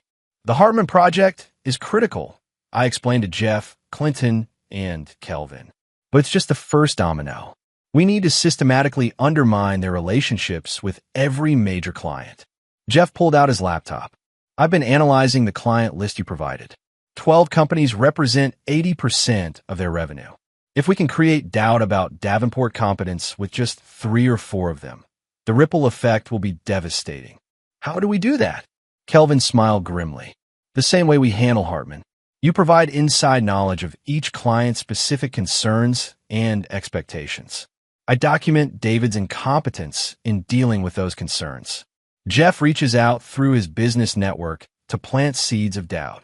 And I handle the legal aspects," Clinton added, "making sure everything we do is completely legitimate while maximizing the damage to their business relationships." "What about Caroline?" I asked. Kelvin opened another folder. "She's been busier than we thought. Apparently, her affair with David wasn't her first extramarital adventure. She had at least 2 other relationships during her marriage, including a 6-month affair with her boss at the marketing firm. I felt a familiar cold anger building in my chest. Evidence. Hotel receipts, restaurant charges, even some very indiscreet text messages her boss kept on his phone. She's not nearly as careful as she thinks she is. The boss, does he know about David? No. In fact, he seems to think Caroline left you for him. He's been planning to leave his wife and marry Caroline himself. Jeff laughed bitterly. So she's playing multiple men against each other while they all think they're her one true love. That gives us options, Clinton said. We could expose the whole network of affairs. Let them all destroy each other. I considered the possibilities. Caroline had built her new life on a foundation of lies and manipulation, using men who cared about her to finance her lifestyle while she searched for the best long-term option. She thought she was clever, playing different men against each other without any of them knowing about the others. She was about to learn that deception was a game that could be played by experts. Here's what we're going to do, I said. We're going to give Caroline exactly what she deserves. The chance to explain her choices to all the men she's been manipulating simultaneously. Ow! I smiled, feeling the same cold satisfaction I'd experienced when I resigned from Davenport Construction. We're going to throw her a surprise party. 2 months into my campaign, Davenport Construction was hemorrhaging clients. The Hartman project had been officially terminated, with Marcus citing fundamental management incompetence in his written notice. 3 other major clients had requested project reviews that exposed similar gaps in David's capabilities. But the real masterpiece was yet to come. I had been carefully orchestrating a series of events that would expose Caroline's web of deception in the most public and humiliating way possible. Through Kelvin's investigation and my own strategic planning, I had identified all the key players in her elaborate manipulation scheme. David Davenport, her current target, the one she was planning to marry for his partnership money. Neil Maloney, her boss at the marketing firm, who believed Caroline had left me for him and was planning to divorce his wife to marry her. Carlos Stanley, a wealthy client of her marketing firm who had been lavishing expensive gifts on Caroline under the impression that she was single and available. 3 men, each convinced he was Caroline's true love, each planning a future that Caroline had no intention of honoring. They were about to meet each other. The setup required delicate timing.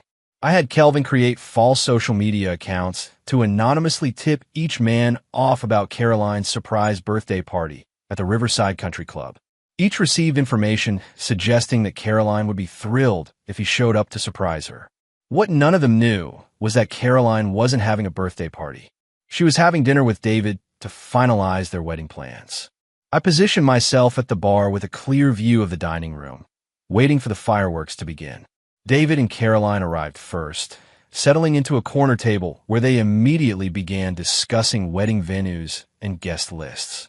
They looked happy, relaxed, the picture of a couple planning their future together. Neil Maloney arrived 20 minutes later, carrying a bouquet of expensive roses and looking around for Caroline's birthday party. When he spotted her having an intimate dinner with another man, his face went through a fascinating range of expressions: confusion, recognition, anger. Carlos Stanley appeared just as Neil was approaching Caroline's table. Carlos was carrying a jewelry box that undoubtedly contained something extremely expensive. He saw Caroline with David and Neil approaching, and his businessman's instincts immediately recognized what was happening. What followed was the most beautiful implosion I had ever witnessed. Caroline, Neil's voice carried across the dining room. What's going on here? Caroline looked up from her menu and went completely white. Neil, what are you doing here? I came for your birthday party, though it looks like you're celebrating something else entirely. David stood up, confusion evident on his face. Caroline, who is this? I could ask you the same question, Carlos said, approaching the table with the cold smile of a man who had just realized he'd been played. Caroline, I thought you said you were single. The conversation that followed was everything I had hoped for and more. 3 men discovering simultaneously that the woman they loved had been manipulating all of them. Caroline trying desperately to explain away the unexplainable. The growing realization among her victims that they had been nothing more than financial resources to be exploited. You told me you divorced Stephen because you realized you loved me, Neil said, his voice rising. You told me you were waiting for the right man to settle down with, Carlos added. You told me we were soulmates, David said, his voice breaking slightly. Caroline tried to salvage the situation, but she was outnumbered and outmaneuvered. Each man had evidence of her promises, her lies, her manipulation. The jewelry, the expensive dinners, the hotel rooms, all funded by men who believed they were investing in a future with someone who actually cared about them. The confrontation lasted 30 minutes, ending with all three men walking away in disgust while Caroline sat alone at the table, her carefully constructed web of deception in ruins around her. But I wasn't finished with her yet. The next morning, I implemented the second phase of Caroline's punishment. Kelvin had discovered that she had been using her position at the marketing firm to embezzle small amounts from client accounts. Never enough to trigger audits, but enough to fund her expensive lifestyle. Armed with documentation of her financial crimes, I arranged for an anonymous tip to be sent to her company's compliance department. By noon, Caroline had been fired and was facing potential criminal charges. David, meanwhile, was dealing with his own crisis. With the Hartman project terminated and 3 other major clients expressing concerns about Davenport Construction's competence, the company was facing its first quarterly loss in 15 years. Milton was finally beginning to understand the true cost of his nepotistic decision. Stephen, Milton called me that afternoon. I need to ask you something directly. Are you behind what's happening to us? I'm not sure what you mean, Milton. The client complaints, the project reviews, the sudden scrutiny of David's qualifications. It all started after you left. Maybe clients are just noticing things they didn't pay attention to before. Damn it, Stephen. This company is failing because of what you're doing. This company is failing because you chose family loyalty over competence. I didn't make David unqualified to manage major projects. I didn't make Caroline a liar and a cheat. I didn't make you choose nepotism over merit. There was a long silence on the phone. What do you want, Stephen? What will it take to stop this? I don't want anything from you, Milton. I'm simply letting the market decide what Davenport Construction is worth without my contributions. If that's destroying your business, perhaps you should consider what that says about your decision-making process. I hung up the phone and immediately called Jeff to coordinate the next phase of our plan. The construction industry is smaller than people realize, I explained to my team that evening. Word travels fast about companies that can't deliver on their promises. David's incompetence is becoming common knowledge, which means other firms are going to start poaching Davenport's remaining clients. And you're going to help them do that, Jeff said. I'm going to make it very easy for clients to understand why they should switch to more competent firms. Firms that happen to employ consultants who understand their specific needs and expectations. Kelvin pulled out his latest surveillance report. Caroline's been trying to contact David, but he's not returning her calls. Apparently, discovering that your fiancé has been manipulating multiple men simultaneously tends to damage the relationship. What about her legal situation? The embezzlement charges are moving forward. She's hired a lawyer, but the evidence is pretty damning. She's looking at potential jail time and definitely financial ruin. Clinton leaned forward. Stephen, I need to ask, are you sure you want to go this far? Caroline's life is essentially destroyed at this point. I thought about 5 years of my life sacrificed to build someone else's dreams. About a marriage dissolved because of lies and manipulation. About trust betrayed and loyalty rewarded with contempt. I stood up and gathered the folder. You have 24 hours to resign from Davenport Construction and make full restitution for what you've stolen. If you don't, this evidence goes to the police, the state attorney general, and the IRS. Judith was crying now, her carefully constructed facade of righteousness crumbling. Please, Stephen, I have children. I have a mortgage. You should have thought about that before you decided to become a criminal. I left her sitting at the coffee shop, understanding for the first time that she had been manipulated just as thoroughly as everyone else in this web of betrayal and revenge. By the end of that week, Davenport Construction had effectively ceased to exist. The regulatory violations had resulted in license suspension. The client defections had eliminated revenue. The embezzlement charges against multiple employees had created a scandal that made the company untouchable in the industry. Milton was facing personal bankruptcy, criminal charges for endangering public safety, and the complete destruction of the business his father had built. David was unemployable in the construction industry and facing potential criminal liability for the safety violations that had occurred under his management.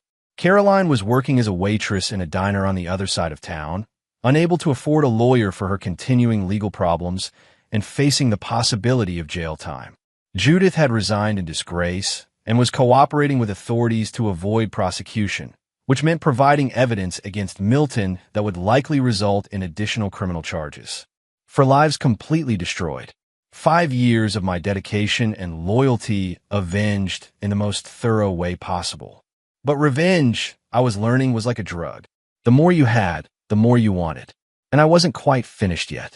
6 months after my resignation from Davenport Construction, I stood in the empty lobby of what had once been their corporate headquarters. The bankruptcy auction was scheduled for the following week, and everything Milton had built over 30 years would be sold to pay his creditors. But I hadn't come to gloat over the ruins of my enemies. I had come to collect something that belonged to me. Stephen. Milton's voice echoed in the empty space. He looked 20 years older than when I'd last seen him, gray-haired, hollow-eyed, defeated. What are you doing here? I came to make you an offer, Milton. He laughed bitterly. I don't have anything left to sell. You have something I want. Information about David and Caroline's current situation. Milton's eyes narrowed. You're still going after them? Isn't destroying my life enough revenge for you? David and Caroline haven't paid the full price for their betrayal yet.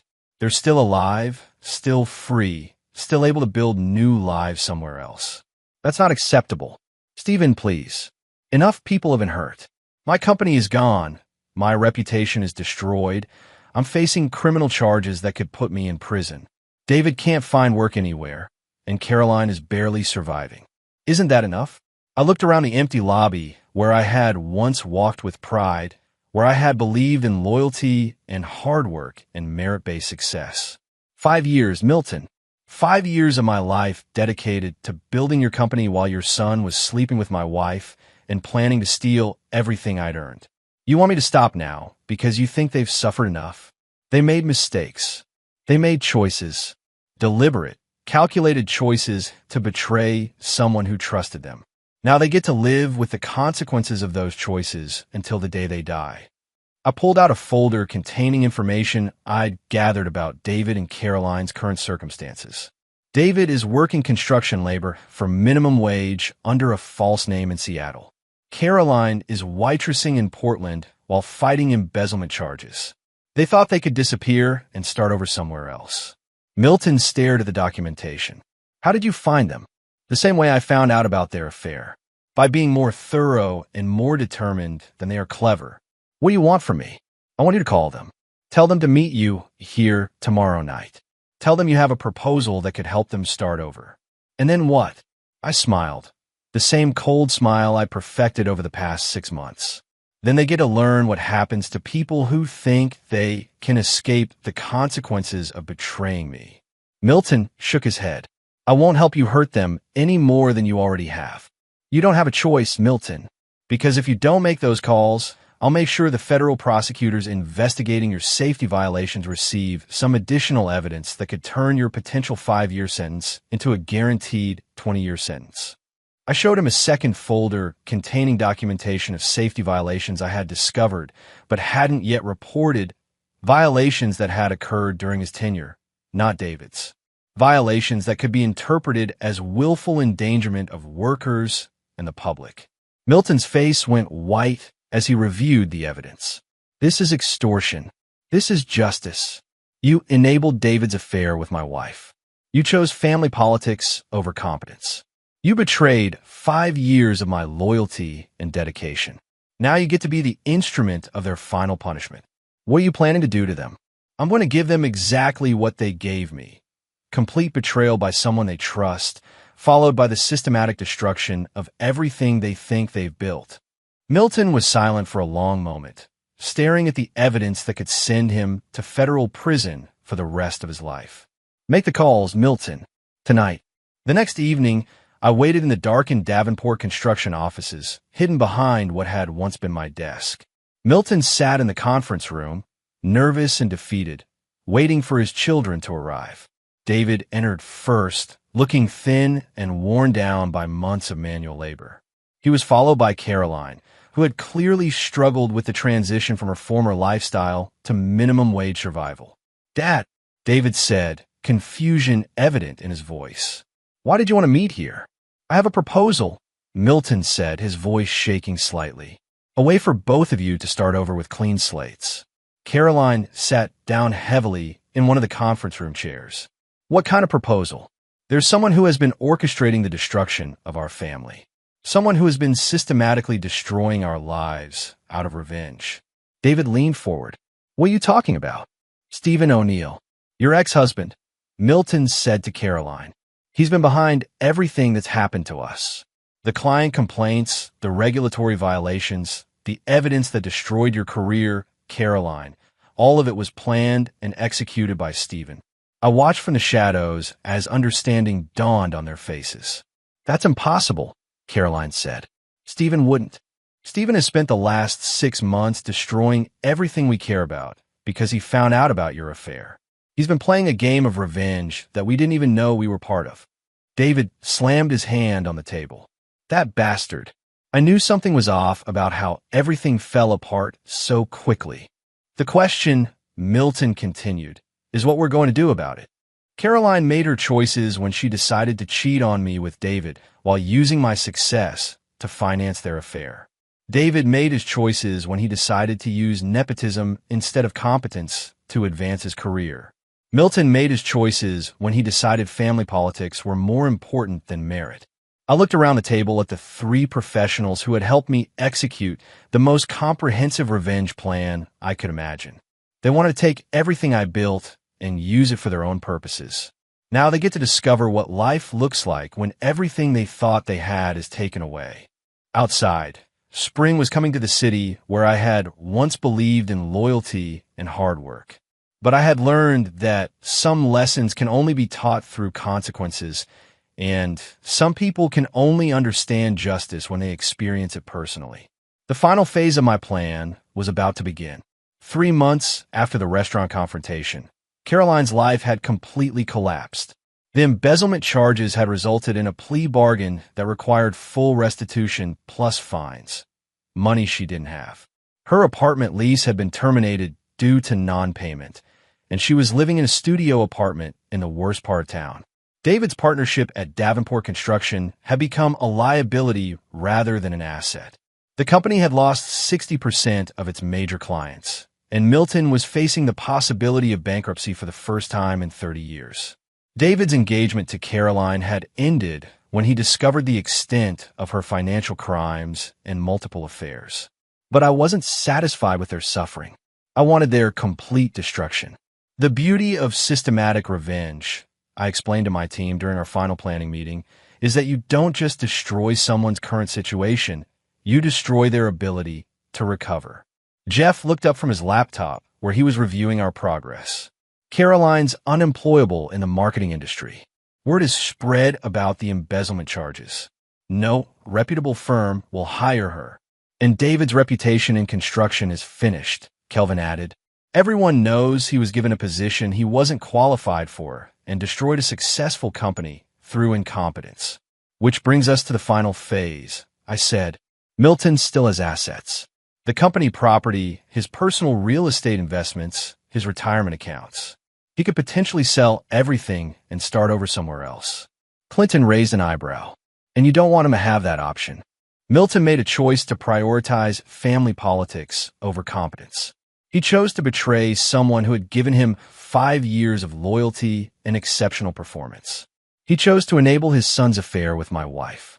Now he gets to live with the complete consequences of those choices. I pulled out a folder containing the most devastating weapon in my arsenal. Documentation of every regulatory compliance violation, every corner cut, every safety standard ignored that had occurred during David's brief tenure as managing partner. David's incompetence wasn't just embarrassing, it was dangerous. He approved substandard materials, ignored safety protocols, and cut corners on structural elements. 3 different projects have violations that could result in serious regulatory penalties. Jeff whistled low. You're going to report them to the State Construction Board. I'm going to provide the State Construction Board with detailed documentation of every violation that occurred under David's management. Violations that could result in license suspension, massive fines, and personal liability for any injuries that occur as a result of substandard work. Kelvin leaned forward. That could destroy Milton personally, not just professionally. Milton made a choice to let an unqualified person manage construction projects that affect public safety. If people get hurt because of David's incompetence, Milton should be held responsible. The regulatory complaint was filed on a Friday afternoon, backed by hundreds of pages of documentation and photographic evidence. By the following Monday, Davenport Construction was facing a comprehensive investigation that would likely result in criminal charges for endangering public safety. But even that wasn't the end of my plan. I had saved the most personal revenge for last. Through Kelvin's investigation, I had discovered that Caroline and David weren't the only ones who had betrayed me. Judith Evans, Milton's assistant who had provided me with information about the affair, had her own agenda. She had been systematically stealing from the company for years, using her access to financial systems to skim money for vendor payments. More importantly, she had been selling information about the company's clients and projects to competitors, information that had been used against Davenport Construction in several major contract negotiations. Judith thought she was helping me destroy the company because of her own resentment toward Milton. What she didn't realize was that I had been documenting her crimes the entire time, waiting for the perfect moment to use them. That moment had arrived. I arranged to meet Judith at a coffee shop downtown, ostensibly to thank her for her help in exposing Caroline and David's affair. Stephen, I have to say, watching that company fall apart has been deeply satisfying, she said over her latte. Milton finally getting what he deserves for all those years of treating his employees like disposable resources. I appreciate everything you've done, Judith. Your information was crucial to understanding what really happened. I'm just glad someone finally exposed Caroline for what she really is. That woman destroyed your marriage and manipulated everyone around her for her own benefit. I nodded sympathetically. It's unfortunate when people abuse positions of trust for personal gain. Judith missed the double meaning entirely. Exactly. People who steal and lie and manipulate others should face consequences for their actions. I reached into my briefcase and pulled out a folder. I completely agree, which is why I think you should see this. I slid the folder across the table. Judith opened it and went pale as she saw documented evidence of her own crimes. Bank records showing the skimmed payments, emails proving she had sold confidential information to competitors, surveillance photos of her meeting with rival firms. Stephen, I can explain. There's nothing to explain, Judith. You're a thief and a traitor, just like Caroline and David. The only difference is that you thought you were on the winning side. You can't turn this over to authorities. I helped you. You helped yourself. You wanted revenge against Milton for your own reasons, and you used me to get it. But I don't work with criminals, Judith. I destroy them. Caroline's face had hardened into an expression of pure hatred. He destroyed my career, my reputation, my entire life. All because he couldn't handle losing me to someone better. So what's your proposal, Dad? David asked. Milton took a deep breath. I think we should confront him. All of us, together. Make him understand that we know what he's done and that we're not going to let him continue destroying our lives. Where is he? Caroline asked. I think I can arrange a meeting, Milton said. Tomorrow night. Just the 4 of us. I smiled in the darkness.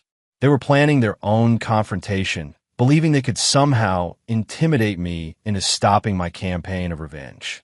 They thought that by working together, they could regain some control over their situation. They had no idea that they were walking into the final trap I had prepared for them. As they filed out of the empty office, making plans for their confrontation with the man who had destroyed their lives, I remained hidden in the shadows, savoring the anticipation of what was to come. Tomorrow night, David and Caroline would finally understand the true scope of what I had taken from them. And more importantly, they would understand that there was no escape from the consequences of betraying someone who never forgave and never forgot. The game was almost over, and I was about to win in ways they couldn't possibly imagine. The abandoned warehouse I had chosen for our final confrontation sat on the outskirts of the industrial district, far from witnesses or interference. It was the perfect location for what I had planned: isolated, soundproof, and equipped with the tools I would need to deliver the final lesson to my betrayers. I arrived 2 hours early to prepare. The main floor of the warehouse was empty except for a single table in the center, illuminated by harsh overhead lights.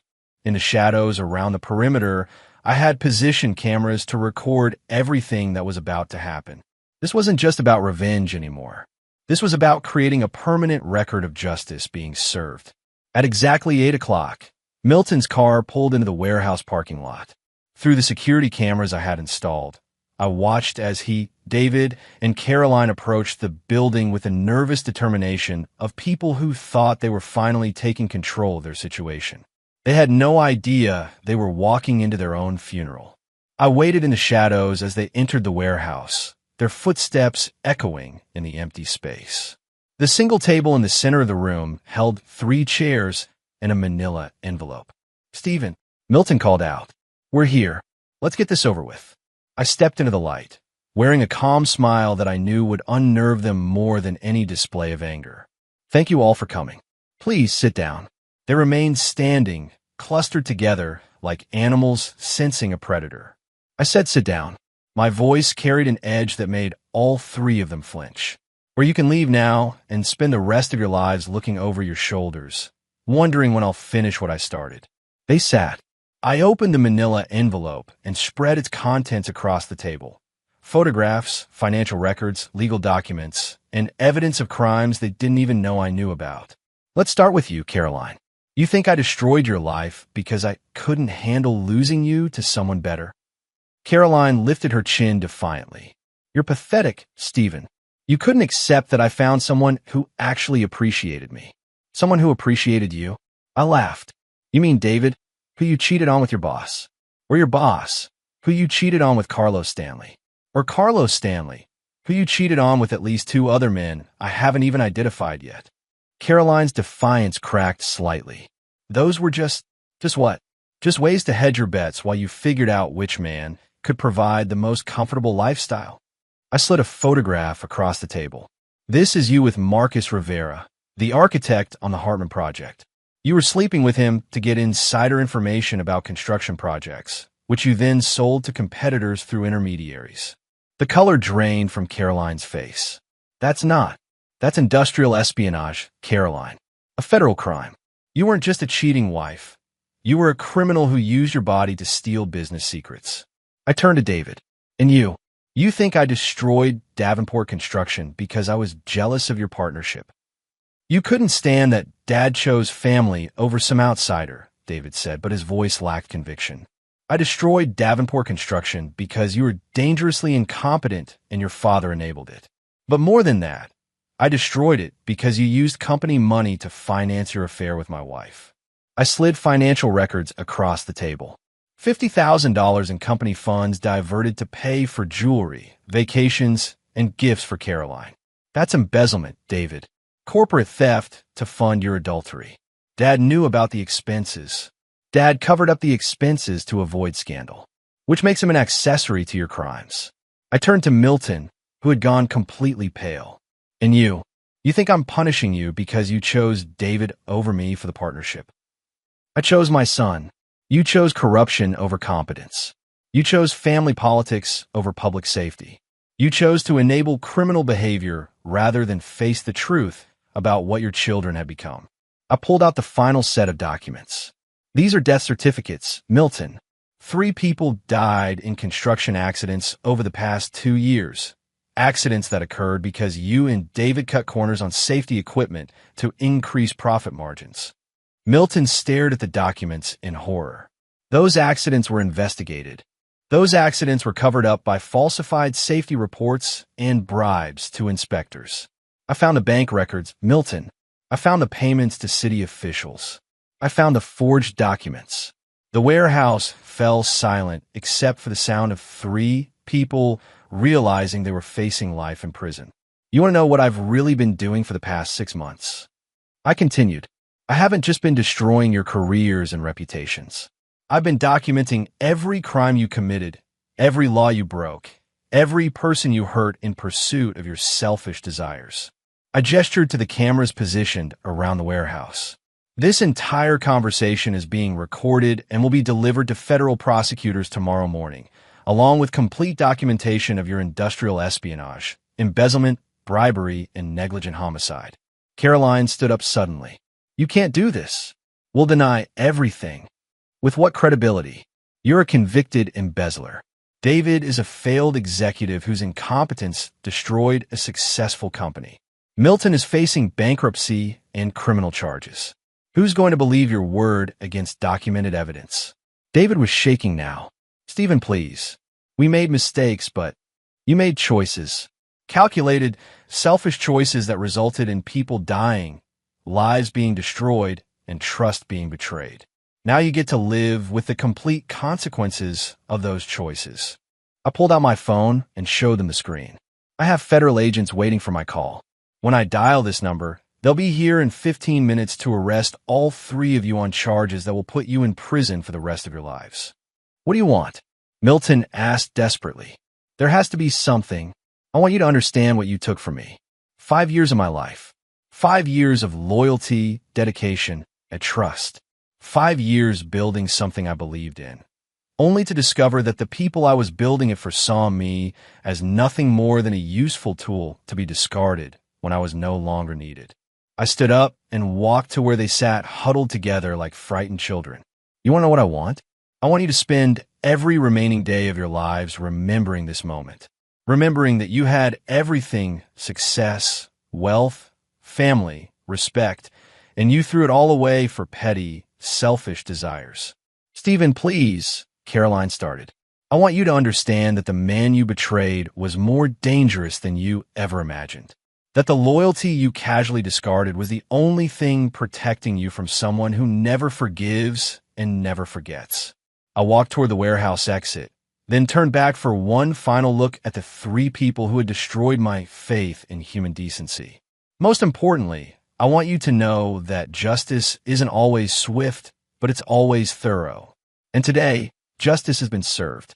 I dialed the number on my phone as I walked out of the warehouse, leaving behind 3 people who finally understood the true cost of betraying someone who had given them everything. Behind me, I could hear Caroline screaming, David pleading, and Milton crying as they realized that their nightmare was just beginning. But for me, walking out into the cool night air with the satisfaction of complete victory, the nightmare was finally over. 1 year later, I stood in the corner office of O'Neill and Associates, the consulting firm I had built from the ground up using the knowledge and contacts I had gained during my time at Davenport Construction. Through the floor-to-ceiling windows, I could see the city where I had once believed in loyalty and hard work as the keys to success. I had learned that success required something else entirely: the willingness to destroy anyone who tried to take what you had earned. The firm had grown rapidly, built on a reputation for ruthless efficiency and an absolute commitment to client success. Companies hired us not just for our expertise, but for our guarantee that we would eliminate any obstacle to their objectives, regardless of how personal or professional those obstacles might be. Jeff Kern managed our strategic consulting division. Clinton Horton led our legal services department. Kelvin Moran ran our corporate intelligence operation.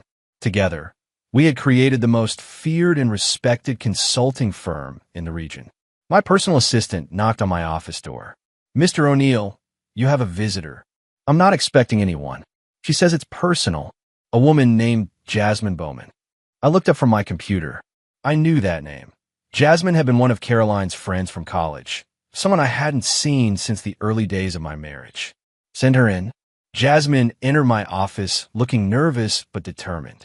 She was still attractive, though stress lines around her eyes suggested she'd had a difficult year. Stephen, thank you for seeing me. I know this is awkward, given everything that's happened. What can I do for you, Jasmine? She sat down across from my desk, gathering her courage. I need to tell you something about Caroline. Something I should have told you years ago. I leaned back in my chair, curious despite myself. I'm listening. The affair with David, it wasn't her first. She cheated on you throughout your entire marriage, Stephen. I knew about it, and I said nothing because I thought it wasn't my place to interfere. I know about the affairs, Jasmine. All of them. She looked surprised. You know? But then why didn't you? Why didn't I leave her sooner? Because I believed in loyalty. I believed in working to fix problems rather than running from them. I believed that dedication and commitment could overcome any obstacle.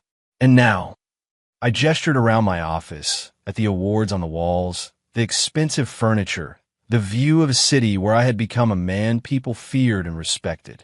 Now I believe in consequences. Caroline made her choices, and she lived with the results, as did everyone else who betrayed me. Jasmine was quiet for a moment. I heard about what happened to them. Caroline's in federal prison. David's serving time for the safety violations. Milton died of a heart attack while awaiting trial. People make choices. Sometimes those choices have consequences they don't anticipate. Stephen, I came here because I wanted to apologize. I should have told you the truth about Caroline from the beginning. I let you waste years of your life on someone who didn't deserve your loyalty. I studied her face, looking for signs of deception or manipulation. But all I saw was genuine regret and something else, an attraction that had probably been there for years but was only now being acknowledged. Apology accepted, Jasmine. Is there anything else? She hesitated, then leaned forward slightly. I was wondering if you'd like to have dinner sometime. I know the timing might seem strange, but you want to see if I'm interested in someone who actually values loyalty and honesty? Her face flushed slightly. Something like that. I considered the offer. Jasmine was attractive, intelligent, and apparently possessed enough integrity to feel guilty about not warning me about Caroline's betrayals. She was also divorced herself, which meant she understood the pain of betrayal. But more importantly, she was offering me something I hadn't had in a long time, a chance to build something positive instead of destroying something negative. I like that, I said, but I need you to understand something about who I've become. What's that? I don't forgive betrayal. I don't give second chances to people who lie to me or manipulate me. If you start something with me, you either commit to it completely or you walk away before anyone gets hurt. I understand. Do you? Because the man you knew when I was married to Caroline doesn't exist anymore. I've become someone who deals with problems definitively and permanently. Someone who never forgets and never forgives.